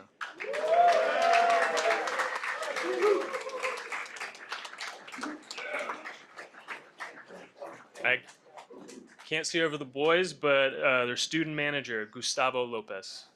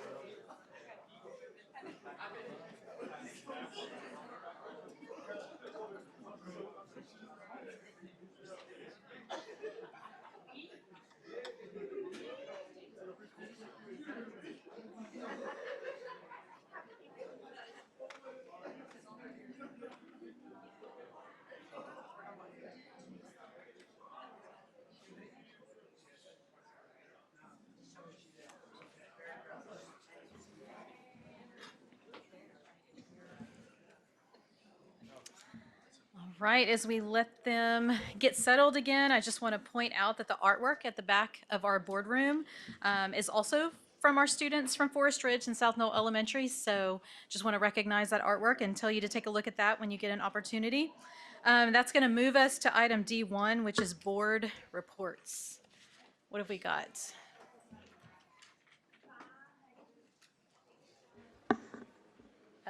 Okay, I can give a few. Sorry. Budget Committee met. We had a great presentation and workshop. So for those of you interested in that, I would definitely go watch the workshop. Got a lot of great information. I guess the main thing, Budget Committee, they focused on facility efficiency, staffing review, program costs, and operational efficiencies. So we had a great report from them. Bilingual Committee also met, really kind of focusing on some of the summer programs or some academic engagement they can give the students over the summer. This was the first year of that committee, so it was great to get some parents together to collaborate. And this Special Education Committee also met, and Blair's going to give us a great update tonight, so I really won't steal her thunder. But one thing I did want to mention is the TA Parent-Directed Special Education Services Grant. The application opened April 1st, and it's open through the 30th, and that's a $1,500 one-time grant for parents of students receiving services. So I encourage parents to go out and look at that. And I think that is it for me. I know a couple of committees that some of us are on are meeting. We have community advisory tomorrow and teacher advisory next week, so those will be reported on next month. We'll have some reports on those. Several of us went to Intergovernmental Committee yesterday, and we had a report from Baylor, Scott and White and St. Joseph's Systems. I thought it was really interesting, something that's completely out of my sphere of knowledge, but interesting to hear what they've done to serve our community and just the growth in that sector and how they're working to grow people and the facilities and the investments that they're making in those. I don't know if either one of you have other comments on that, but. Yeah, I was just going to add that I didn't know about the partnership we have with Baylor, Scott and White that allows our students to go to essentially begin to explore different career options, particularly some that don't take many, many years of education. We know those, we know doctors and nurses, but some of the things that they said that they're exposing some of our students to, letting them see options they have, and supporting that, because it sounds like they can't find enough. And many of those are excellent jobs, very well paying jobs, and Baylor Scott and White seem to be looking for as many as they could find. So kudos to whoever put that program together. I think those partnerships are great as we continue to help kids find what's going to be the best way for them after they leave our hallways. I just had my understanding that was a summer exploratory program, free to, like, I think June after junior year. That, yeah, so maybe still time to sign up. I don't know. Any other reports? I have the Education Foundation. The Education Foundation invested in all 250 Brazos County Youth Livestock Show, the student participants. There was an amount of $28,000 that went to the Ag Initiative, so congrats. Also, we had a really great night, and a few of us got to attend the Hall of Fame ceremony, and it was really special getting to honor those teacher-student groups. And I guess I have two things to share. One was DEIC that met back on April 8th. And it was, we actually got 3 great program updates that I found really interesting. So Ms. Cooper gave us the whole team update from HR, talked about teacher incentive allotment, some of the details there, and, you know, and continuing to add eligible folks to that program, and the recruitment efforts for teachers. Then we also got a SPED update, similar to from the SPED committee meeting, but again, we will be seeing those details here in a minute from Ms. Grande. And then we also got an update from Ms. Pugh, who shared some information about their AI discussions that have been happening through the district. And, you know, putting together basically, I heard the idea right now is a AI council, I think she called it, that just helping us as part of our strategic plan, really, how are we going to integrate that part of technology into our learning, and finding that balance between, you know, using it, how it can be helpful to strengthen learning. So all really great updates at DIC. So the other thing I wanted to share is just with everybody is kind of that I just came from, on Saturday, I got to go to the next step in the Legislative Advisory Council, the kind of TASB organized effort where we had school board members, and this time from all across the state, meeting in Austin, starting to talk about our priorities for that legislative session that, you know, we heard about in our workshop. And I don't think there'll be really surprises to anybody, but I also look forward to us starting our conversations, you know, sooner rather than later, so that we can advocate both with our legislators, but also within our communities. I think that was some of the discussion as well, you know, with the advocating and educating our community about how the things that are happening in Austin are affecting us. We heard, I'd urge anybody to go back and listen to the workshop section where Dr. Detloff presented about some of the challenges really impacting education in Texas in general, and then of course you can hear all the specifics, how it's affecting us as well. So I think that's really important. And so anyway, that conversation, I mean, it'll be here before we know it, and so I'm glad we're having those conversations.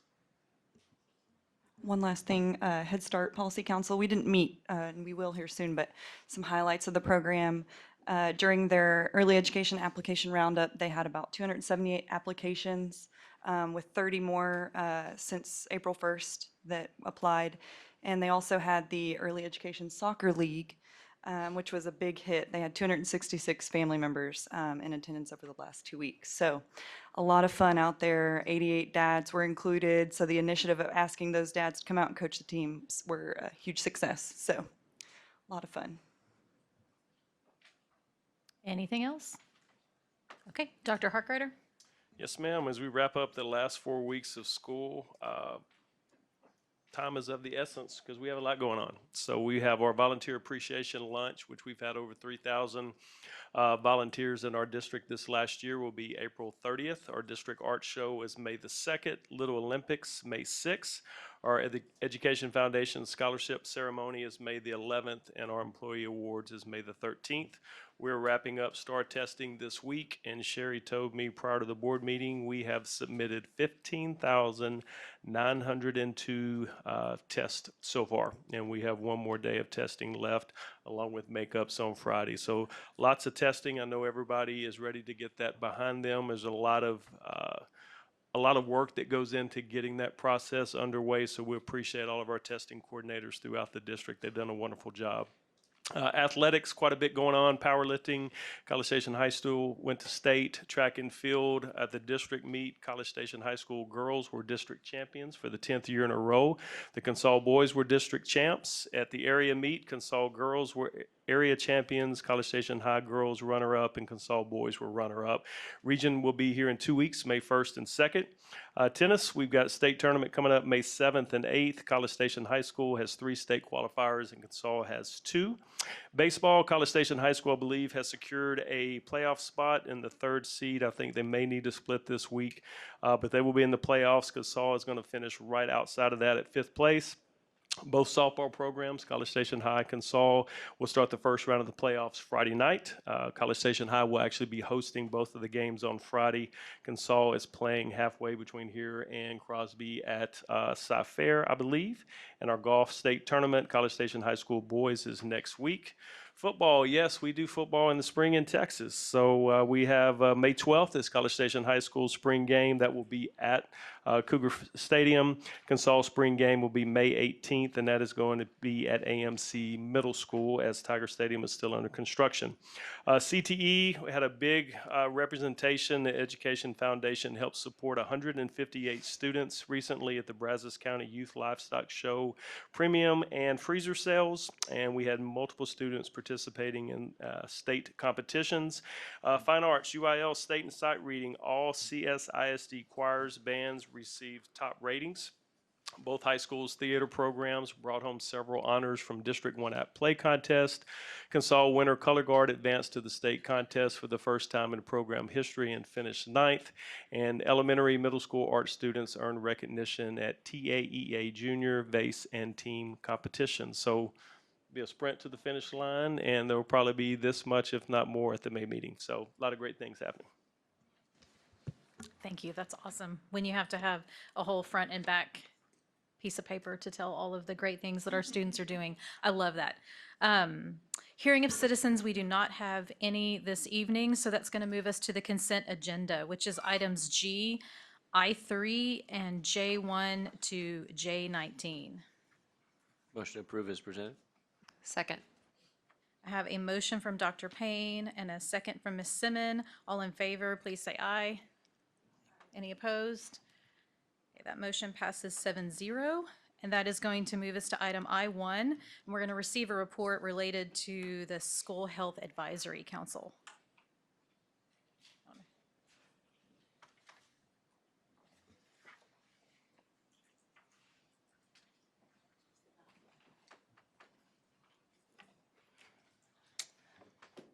I'm going to project it up to the, there we go, perfect. All right. Thank you. I had the privilege this year of working with parent and teacher volunteers from around the district on the School Health Advisory Council. And we got to do a lot this year, but I want to do a little bit of history. We met 6 times throughout the year. It was an open invitation. Originally, we had 80-something applicants, and we were fairly certain that might be the biggest shack in Texas. But ultimately, we ended up with 22 total members. 15 of those were non-employee members, 5 were district employee members, and 2 school board members. We focused on, I'm sorry, this is our webpage that you can see here. This is where you'll find our wellness plan that I'll talk about in just a second. And then we focused on the whole school, the whole community, and the whole child. So this was our model for the year, which we've had for a few years. We just continue to keep that because this is our focus as not only a membership, but as a district. This year, we started off our meetings with an update to the bylaws. we elected a new chairperson. Well, it'll be Neo again, Neo Jang, for those of you that know Neo. He will be serving again as our chairperson. We reviewed our wellness plan and made appropriate updates to the committee. We had a CSISD district safety effort report from Tracy Boudreau. We had a report from Neo on active transportation regarding biking and walking to school and safe routes. We worked with Bridget Goodlett through the Child Nutrition Program and got some updates on that. Health and PE with Megan Simak, Employee Wellness with Danielle from HR, and we had Career and Technology. Sheridan came and spoke with the council about all of our pathways that are offered and when those pathways begin being presented to students and parents. And then we had a nurse and counselor update from Chrissy Hester to round out the year. Our plans, we made some plans for the 26-27 SHAC. We'd like to form 2 subcommittees. So what we found this year is that we felt like we'd be more productive for people that wanted to serve on the active transportation subcommittee, as well as we had a proposal for a Healthy Families Expo this year, but we'd like to really spend some time planning on that to make it successful for hopefully the spring of 2027. So we're looking forward to that. We want to have a subcommittee that focuses on those efforts instead of it being a whole 22 member committee. For our recommendations for this year, one of the presentations, as I mentioned, was from Chrissy Hester on nursing and counselors. And we have come to the conclusion that should a floating nurse position be requested by Student Services, which is Christy, SHAC is in full support of that. And we'd like to partner with community engagement to increase the number of nurses that are available to substitute. So when we have nurses that are out, our pool of substitute nurses is not as robust as we would like for it to be, so we want to work on that as well. And then one of the active transportation recommendations that we had is that we would like to partner with the district to promote and participate in National Walk and Roll to School Day, which is October 7th, 2026. So please be looking for that as we continue to work with schools and districts to promote that day. Do you guys have any questions for SHAC? Just want to say thank you for leading that committee and coming and telling us what you've been doing, and appreciation for the parents, especially that take their time to serve on that committee. Absolutely. It was a great group, so I look forward to working with them next year. Okay, thank you. All right, the next item that we have is I2, a Special Education Department update. Ms. Grande. Hi. Good evening, President Iggy, Dr. Harkrider, members of the board. I am really honored and excited to get to give you some updates about special education this evening. Truth be told, I could probably spend a day telling you all about the great things happening and the areas that we're working on and what we're identifying as focus areas for our department, but I won't take that long, I promise. So here we go. I'm going to start with some highlights in special education. We did have the Special Olympics last month on a Saturday. We had coaches Randy Daniel, Greg Smith, Devin Henry, and Elizabeth Englehart who pour into our students who participate in Special Olympics throughout the year. They coach on the weekends, they go all over the state, and it really is amazing to see. I also wanted to give a very public thank you to the CSISD students and employees, Boy Scouts and TAMU student organizations, as well as others who helped put that event on for our students. Another big celebration we have going on with really 9th through 18 plus, which are our kids who have graduated out and they're beyond 18 plus, is past the high school age group. Those kids have been working on a pop-up market, coffee services, and manufacturing goods to sell at their pop-up markets and to put out in our community. Education Foundation and CSISD provided a significant grant, as well as Texas A&M gave us a work-based learning grant that Amy Cecil, our transition coordinator, and Amanda Uresti, our secondary coordinator, worked together to secure for our kids. It's a lofty amount, it's a big deal, and it's making it so these kids can do amazing things. They're making squishies, they're making cakes that go into your car. I don't know what they're called, but you know what I mean, they smell good. And they have all kinds of products they're making, and then they're selling them around the community. So super cool stuff going on over in that world. And then finally, I wanted to give a special shout out to our Special Education Parent Advisory Committee. This is the first year we had this committee in place, and it took them away from their families to come in the evenings to participate. It was fantastic. We spent a lot of time giving information and helping the parents learn about selected areas of interest. And as the year progressed, the trust was built between our staff and those parents. And I feel like you just saw it blossom. They were asking questions, they were getting clarification. We're getting more and more emails from them directly when they have questions about things going on. And it's helping us even identify areas that we may need to clarify and shore up in training and things like that to improve for our schools and our parents and our students. So really great stuff going on. I just wanted to start with that, with those highlights. Okay, here we go. Special education evaluation data. So this is historical data for initial full individual evaluations, also known as FIEs. In special education, the acronyms are everywhere, and so I will try to define them and help make them clear. But you can see 1920, we had 374 full evaluations for our students. That was the year that we left early in the spring for COVID. And so spring is a lot of the time where you have an uptick in evaluations. So I'm not surprised that number was relatively low that year. Following year with 415, post-COVID, virtual school was happening. We had a lot of kids still accessing school from home that year. And then 21, 22, they came back and bam, right? 703. We had a huge increase in our FIEs that were requested. Not a surprise. When you're looking at kiddos who'd been out of school for a period of time, there were some deficits, so we saw more of those initial evaluation requests. 22, 23, 23, 24, we kept pretty consistent in the 600s. 24, 25 is when dyslexia was added as a category under special education, and we saw an uptick in our evaluations there. And then 25, 26, we are, as of today, at 675 initial evaluations requested and being written by our assessment team. And I just put a note on there, the rest of these totals are as of June 30th. And so that 675 is tracking to be another year where we have a large number of evaluations by the time we hit June 30th. So wanted to give you guys that just overview of the evaluations. And then at 2 o'clock today, I had a TEA webinar where we talked about some funding and what's going on in the world of special education in Texas. And the state is looking at providing and reimbursing the district $1,000 per initial evaluation. So we don't know when we'll see that exactly. And, you know, I'm hopeful that it's going to be great and wonderful and we're going to get these additional funds. But that is a really, really promising thing that our state is looking at to help reimburse us for our special education evaluations. I also wanted to tell you guys that does include private school evaluation requests. So we've had about 50 so far this school year, which is 2.5 times more than we had had in previous years. And that is included in that the $1,000 reimbursement.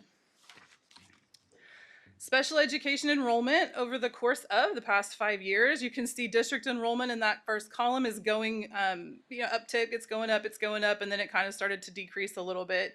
Special education enrollment doesn't decrease much, right? Like it just keeps going up. And then we had a little decrease from last year to this year. Percentage of total enrollment in special education is that next column, and then the state percentage. So you can see the comparison of College Station ISD percentages in special education as compared to the state. I also put a note on 24-25. That was when dyslexia was added again. So we saw an increase start happening across the state there. But in our district, we started to make that shift to dyslexia being served through special education in 23-24. So our numbers hit that 18% mark a little earlier than otherwise would have happened. But we're staying pretty consistent with that 18% students in special education. I also thought this was pretty neat to show you guys. Nerding out, right? Like this is fun for me. This shows you the different levels of special education support that we provide. So if you have a student who is speech therapy only, they only get speech therapy services, they're at that 0-0. We have 444 students in that category served through speech only. Then you go to mainstream. Those are kids who have co-teach, in-class support, that kind of services. Resource, 41 is resource less than 21% of the school day. And I put a note on that one. We have 908 in that category, and that bumped up significantly whenever we added dyslexia under special ed. Almost 400 of those students are served through dyslexia. So that was a big bump, and that's where we reached that 35% mark at that point. And then it just keeps going through. Kiddos in resource 21 to 50% of the, less than 50% of the time, 50 to 60, and then beyond. Okay. Another part of my wonderful webinar this afternoon was that looking into 26-27, TEA is going to have a service-based funding model. And so I'm hoping that this is another good thing for us, that we will be able to be more funded for our kids who have the special needs. And so it would look at something, let me give you an example. So if you have 2 kids in general education and there's one who needs behavioral support, help with 4 or 5 different accommodations in the classroom. Maybe they have someone coming in to give some direct instruction in that classroom. And then you have another kid in general education who just needs help staying on task. Those kids are going to get different levels of funding based on the levels of services that they require. So this could be something that is really good for us in the long run. But again, we'll see how it goes. Next year is our pilot year to trial it out. Okay, pause. Do you have any questions so far? Okay, what's your question, Mr. Field? Do private schools pay for those evals when we do those, or is that just like a service to the community? That is a requirement that we have. So if you are a private school student or a homeschool student, but you live in College Station ISD's zoning, then we are required to provide those. Good question. Yeah, thanks. You're welcome. The growth, percentage growth, you mentioned dyslexia. I'm just curious why you think, or if you have an answer, why we're a little above state in terms of enrollment. Do people come here? Are they seeking it out? I'm just curious. So over the years, that has been shared that we are known for being a district that serves our special education students very well. And so yes, we do have families who move here to access the services that College Station ISD provides to our students. So yes, that is a significant part of it, I would say. Okay, I'm going to show you guys some data. This was really hard to pinpoint which charts to make and show you because it's K through 12, all the subjects, all the things. So I started with MAP, SPED percent growth met in reading for kindergarten through 3rd graders. So this is showing you specifically in reading, which kind of goes with your question about dyslexia in particular. A lot of the times this is the age group where dyslexia is identified, and we start showing those interventions happening. And so I thought this was really, really great data to share with y'all. That dark black line is the 50% mark, and in MAP, for percent growth projection met, that's the goal. That's what we're shooting for. So if they hit that line, that's solid. In kindergarten, we're right around where we should be. And then we have a dyslexia screener that takes place in kindergarten as well as in 1st grade, and then we're monitoring it closely in 2nd as well. And so we start to capture kids in that 1st grade area who are identified as dyslexic and then get that intervention service. So you can see where their graph starts to improve over in that 25-26 in particular, but it's good trending data that's showing that our interventions are working and that children are growing in reading K through 3rd. I thought that was pretty exciting. Made my heart happy. And then I know that it's STAR. Not everybody always wants to talk about STAR. However, I pulled this data from the Texas Academic Performance Report because it is a significant part of the accountability ratings. And so I wanted to share some of this information with y'all. This is a 3rd through 8th grade. So these are all the kids taking ELA reading, and they are special education identified. So the blue bar is the general education scoring for the state.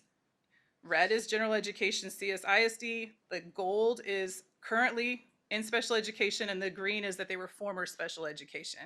I really loved how this report shared former special education students' growth and scores, because this is what you want to see. So we have kids getting intervention in special education, and then when they exit, so they're no longer in special education, they're in the green bar, they're right on par with their peers. And so they are exiting and they are performing in general education, which is a really great thing to see. And then this is math, so very, very similar.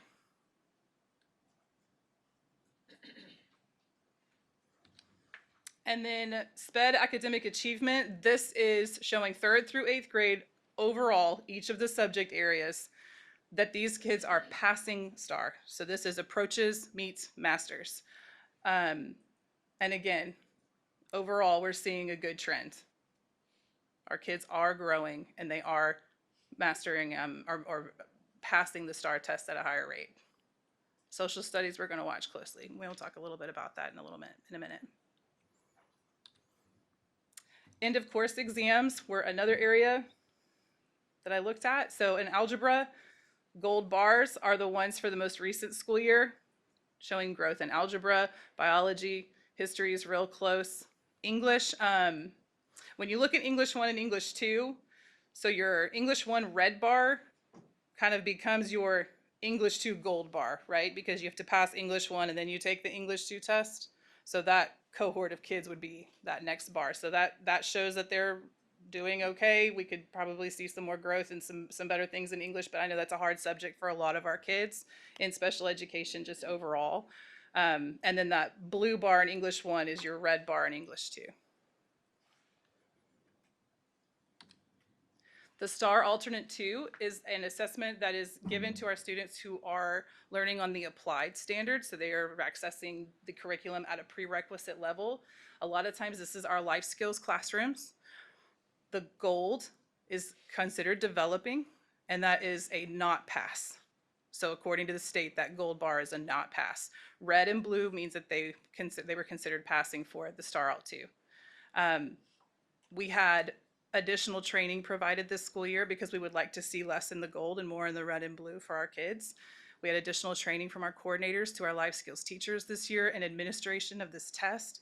And a lot of our teachers were first year providers or administrators of this test when this data was taken. And so I think when we see next year, I think we'll see an improvement as well because they will have given the test more than one time.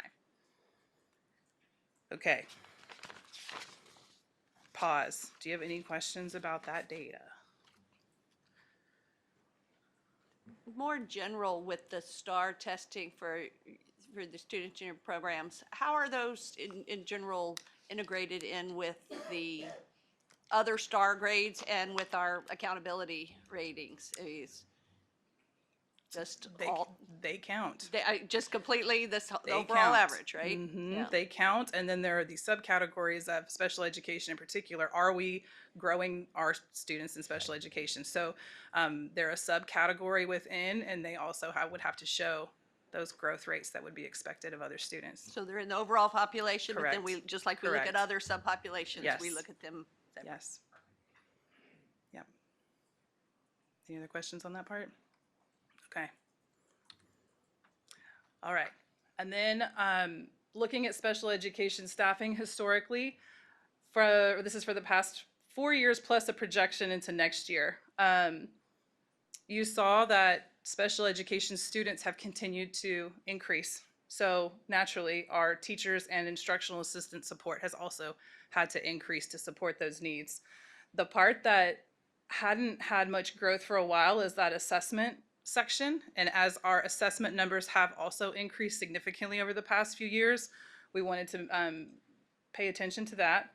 In 24-25 at the gold section, we had ended up spending $75,000 on contracted services for evaluations. So we had our existing 22 evaluators, and whenever it came time to do all those evaluations and report writing, we had to contract additional people in to help alleviate that burden because it was so much on those staff members. So after we looked at that and had that much needed for contracted services, in 25-26 we added additional evaluation staff because we were paying so much in contracted services. Anyhow, we needed the staff. So we had an increase in that evaluation staff there. We also had approximately $75,000 on contracted behavioral support for very high needs behavior. We had a student who had come in from out of a clinical setting and required a lot of additional support. Fortunately, TEA has a high cost funds grant, and so I was able to apply for that and get about $40,000 of that 75 recaptured. We got paid back for that amount, so it's more like 35 for that total cost. So we kind of wanted to watch that for another year and see, is that going to be something that we need positions added for or considered whenever we looked at this school year. So then in the green, for 25-26, we didn't have all the contracted services staff for evaluations because we added staff, but we had $75,000 for physical therapy and another $75,000 for speech therapy because we were not able to meet the minutes required for these students to get their services without the additional contracted staff. We also ended up having more students come in from the clinical setting who required a lot of behavioral support, and we accrued around $150,000 in contracted services behavioral support this school year.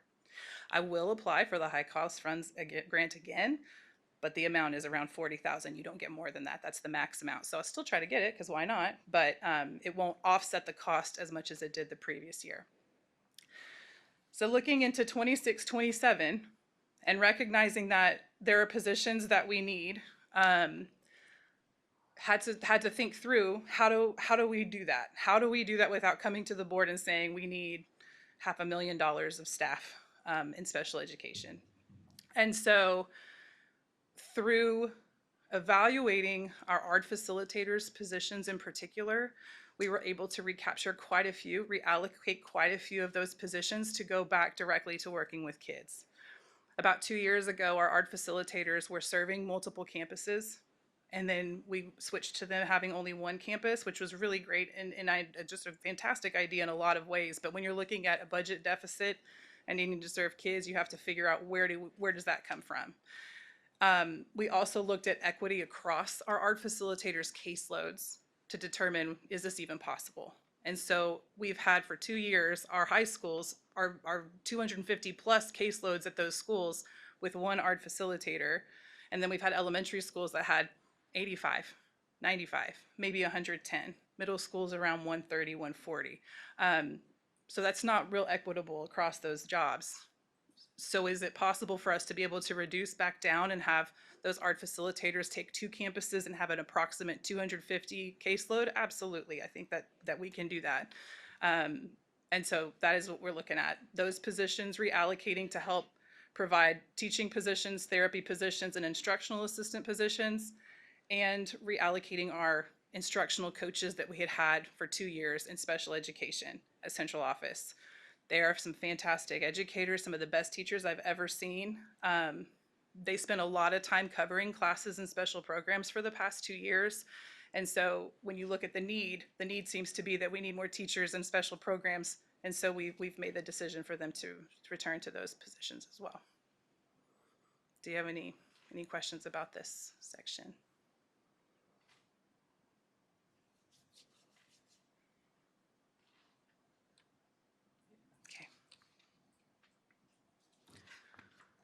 I don't Okay. really have a question, but I Yep. just want to comment and appreciate the thought that went behind that. I mean, we're going to hear more from Ms. Grande about this, and just hearing you state it so well. It's hard, but being able to put resources in where they're working with our students is just really great to hear. So Thank you. I appreciate that. And hopefully we're going to look at about a $300,000 savings from not having contracted services for those positions that we can reallocate the facilitator positions and coaches back to the campus. Okay, shifting gears, TEA. So there are some things going on with TEA. We have results-driven accountability, which you'll hear RDA. That is a focus on disciplinary actions happening in our campuses. And so historical years, the threshold number, 2.5, is what the state has set as our goal. So our goal is to be 2.5 or lower in all of these different boxes. So OSS is out of school suspension, fewer than or equal to 10 days, OSS greater than 10 days, ISS in school suspension, less than or equal to 10 days, greater than 10 days, and then a total disciplinary removals rate at the bottom. And so from 2020 to 2023, you can see the gray. Those are areas of significant disproportionality. So those are areas that the state has said, ooh, you're not doing so great here. And so we had 4 indicators consistently where we were over that 2.5 threshold number. In 21-22, a significant focus by Devin Henry, coordinator, is she back there? Yeah, she's hiding. Devin Henry, and in collaboration with Tiffany Parkerson and Jeff Mann, started working with our administrators just to talk about the data. What does it look like? What are you seeing? They started having a lot more collaborative conversations, and you can tell right away almost, look at that next year, it went down to 3.7 in that ISS of greater than 10 days. So that is a testament to our administrators working collaboratively with the central office staff to figure out different strategies, different things that could be put in place to help our students be in school more, right? Like that's a really great thing. Then we kept on showing a pretty good trajectory. And then in 24-25, we started behavior solutions in the district. And that was just the very first year of it. And now you can see we have that one indicator where we're disproportionate, and then we have reasonable progress in one indicator, which is green. So that's the state saying, the green is the state saying, hey, you're getting better. Like, great job. So we're still not quite to that 2.5 or lower threshold, but we are showing some really good progress in that area. Do y'all have any questions on that? Just that the white's better than the green. It took me a moment. I thought the green would be the better. No, yes, white is White is good. White is the best option up there. Yes, thank you. Is this all students or only special education? This is special education students in their discipline. Got it. I was just confirming that. Yeah. Thank you. You're welcome. Okay. And then there's another corrective action plan thing, the CAP. So we have state performance plan indicators that we have to report to the state, and these are the 4. Timely initial evaluation, which means that the evaluation is completed within 45 school days of school. 45 school days, right? So are we having our assessment team go through with the whole evaluation to the report point within 45 school days? We're 99.81% compliant. Pretty good. That's like a 1 kid error. But the state said, no, it's not good enough because you're not at 100%. So we still have to focus and work on this as a team, and we are, but I'm still real proud of them because that's amazing that out of all those evaluations, there was 1 last year that didn't quite meet the mark. 11B is eligibility determination. So our meetings are held within timeline of 30 calendar days after the reports are completed. 98.989% compliant there. Again, they're super close. That was maybe 2 kids. And so we are monitoring this and watching closely. But I still want to just celebrate the team because that's a lot of work for them to get those high numbers. Early childhood transition is making sure IEPs are developed and implemented by 3rd birthdays of our students, 100% compliant there. And then secondary transition, IEP post-secondary goals and transition services are in place for our students who are 16 plus years old, and we were 100% compliant there as well. What a high bar, right? Like, I know it's important, but whoa, 100%, like 99.8 so close. So really proud of that group. So I also wanted to circle back to some of our strategic priorities. We have had the motto, we are all in for all kids. And I do think the data is showing that this group in the room and our campuses and the collaborative team meetings and the focus on all means all, kids having access to high level instruction, kids having access to general education standards. I feel like it's showing in our data, and that's really great to see. So goal 2 for CSISD is we're going to elevate academic outcomes of historically underperforming student groups. And so I've outlined some of the specific areas that we're working on as a district going into next year. Some of these are areas that we've already started working on, and we'll just continue and make them better for next year. Some are new. And then goal 3, we're going to enrich student school experiences by strengthening relationships between students, staff, and families. I put those three things that we're working on there. And then I also wanted to add, there's a TEA parent survey that is currently out, open till May 22nd. We have 745 students that were randomly selected by TEA, and their families got an email from Gibson Consulting as well as from me about how to get that survey taken. Our response rate today is around 10%, and the state average is 2.5. So we are tracking on a good path with that, but that was another area that I didn't add here, but we are also going to have to connect with our families. Okay. Do y'all have any questions? I don't have a question, but I do have a comment. I thank you, first of all.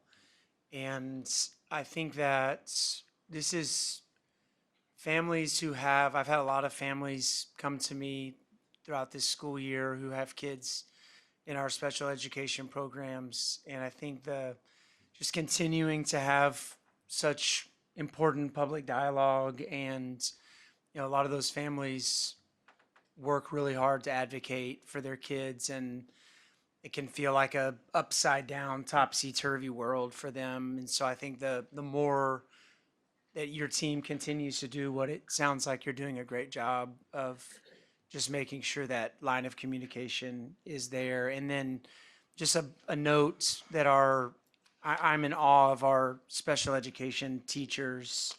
I substituted in a life skills class in the fall just before the election. And I mean, it was just like I was absolutely cooked at the end of the day. I mean, I was like, I am so tired right now. And then to think that those teachers show up and do that again day after day after day. But if anyone in the community is looking for a way to give back, I would recommend get sub-certified and go work in one of our special ed classes. Those kids are incredibly sweet, and the teachers are truly heroes. They are. So they do a great job. They are. Thank you. I don't have a question either, but I just wanted to say I really enjoyed serving on this committee this year. There's so much to learn, and I don't even feel like I scratched the surface. But I also just want to thank you and your team for always reaching further and higher. This is some great data, and it looks like y'all are making great progress, but you still want to achieve more. And also for doing what's best for kids and getting more of these teachers back in front of kids. And I also wanted to thank you, Miss Iggy, Miss Goolsby, and I got to do the Special Olympics. We got to award medals, and that was So really, really neat. So thank y'all for that opportunity. And yeah, anybody, I encourage y'all to go out there to the Special Olympics. It was really, really cool to see a lot of our students out there. It was fabulous. I came on Friday. It was Friday's I got it fine. Friday night. I haven't talked to teachers over the years in SPED, Devin Henry, Greg Smith, the huge hearts that they have, but I'm always amazed that SPED teachers want to stay in SPED. They don't want to go back to Gen Ed, which they made the transition, and I think that's a true testament how much they care about what they do, and the support they get from the district. So great job. Appreciate that. Thank y'all. Also, can we note that at least 3 of the 4 Special Olympics coaches are homegrown CSISD products? So shout out to keeping our own in town and doing great work.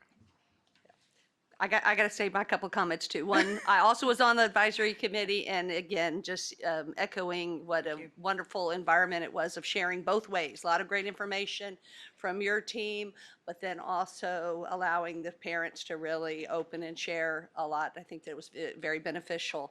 And thanks for all the presentation and information here. I want to make one quick loop back though to our budget and to just the funding gaps that we have with special education in particular. That was a big discussion that we had, particularly this last Saturday, because I guess 2 years ago, the last legislative session, the calculation was that the gap across Texas between what school districts were spending in public on special education services, we are spending it, and what the state was reimbursing us for those services, there was a $4.5 billion gap. And yes, there was additional money that was approved for it. Some of this we're hoping to see next school year, but the amount that was approved was only $850 million. There will still be a gap. So this is a clear area where we are doing what needs to be done for all students, and we are not getting the funding that we put into our teachers and into our students. So that's just, it's one of the most blatant examples, so.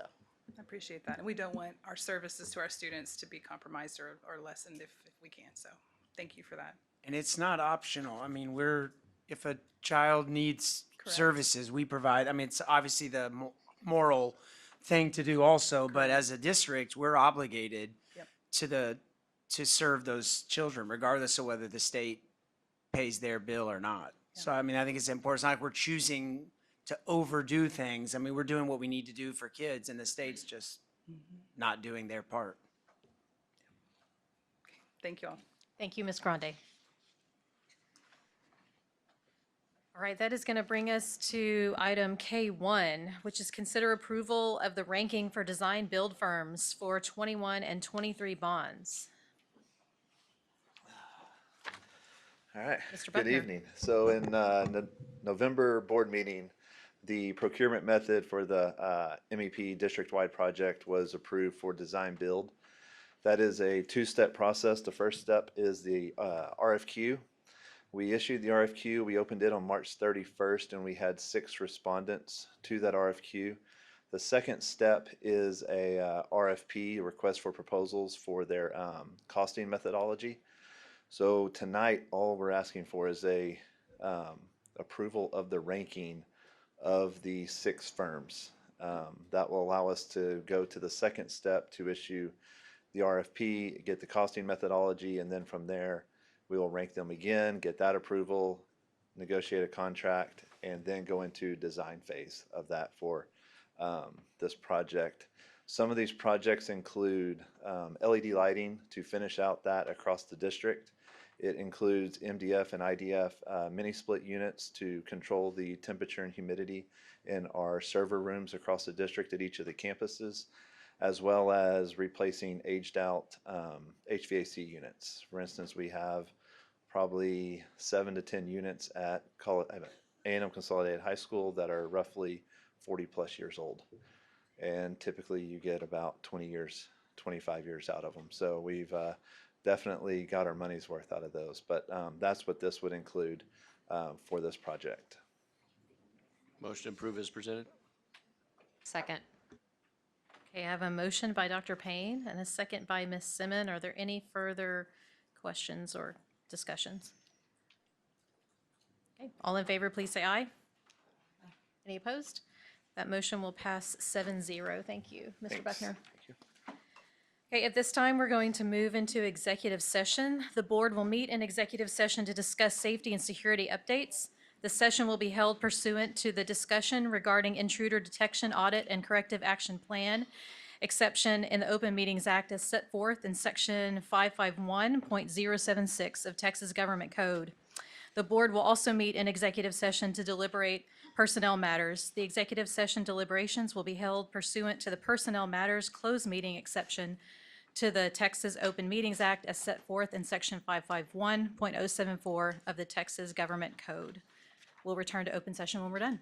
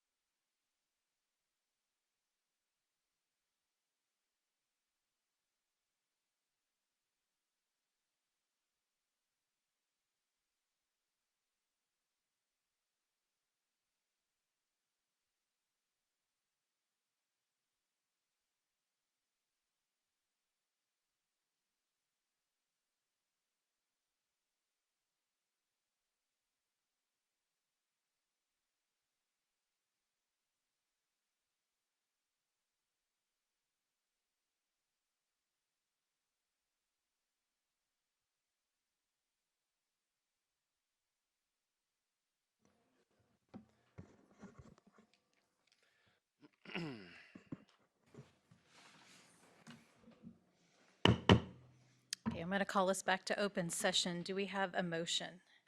I move to propose non-renewal of Michael Kennedy term employment contract. I further move to authorize the administration to provide written notice of the board's action as required by Texas Education Code, Chapter 21.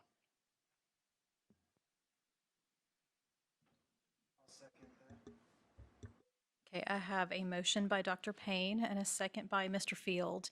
Is there any discussion on that motion? All in favor, please say aye. Aye. Any opposed? That motion passes 7-0, and that's going to bring us to item N, adjournment.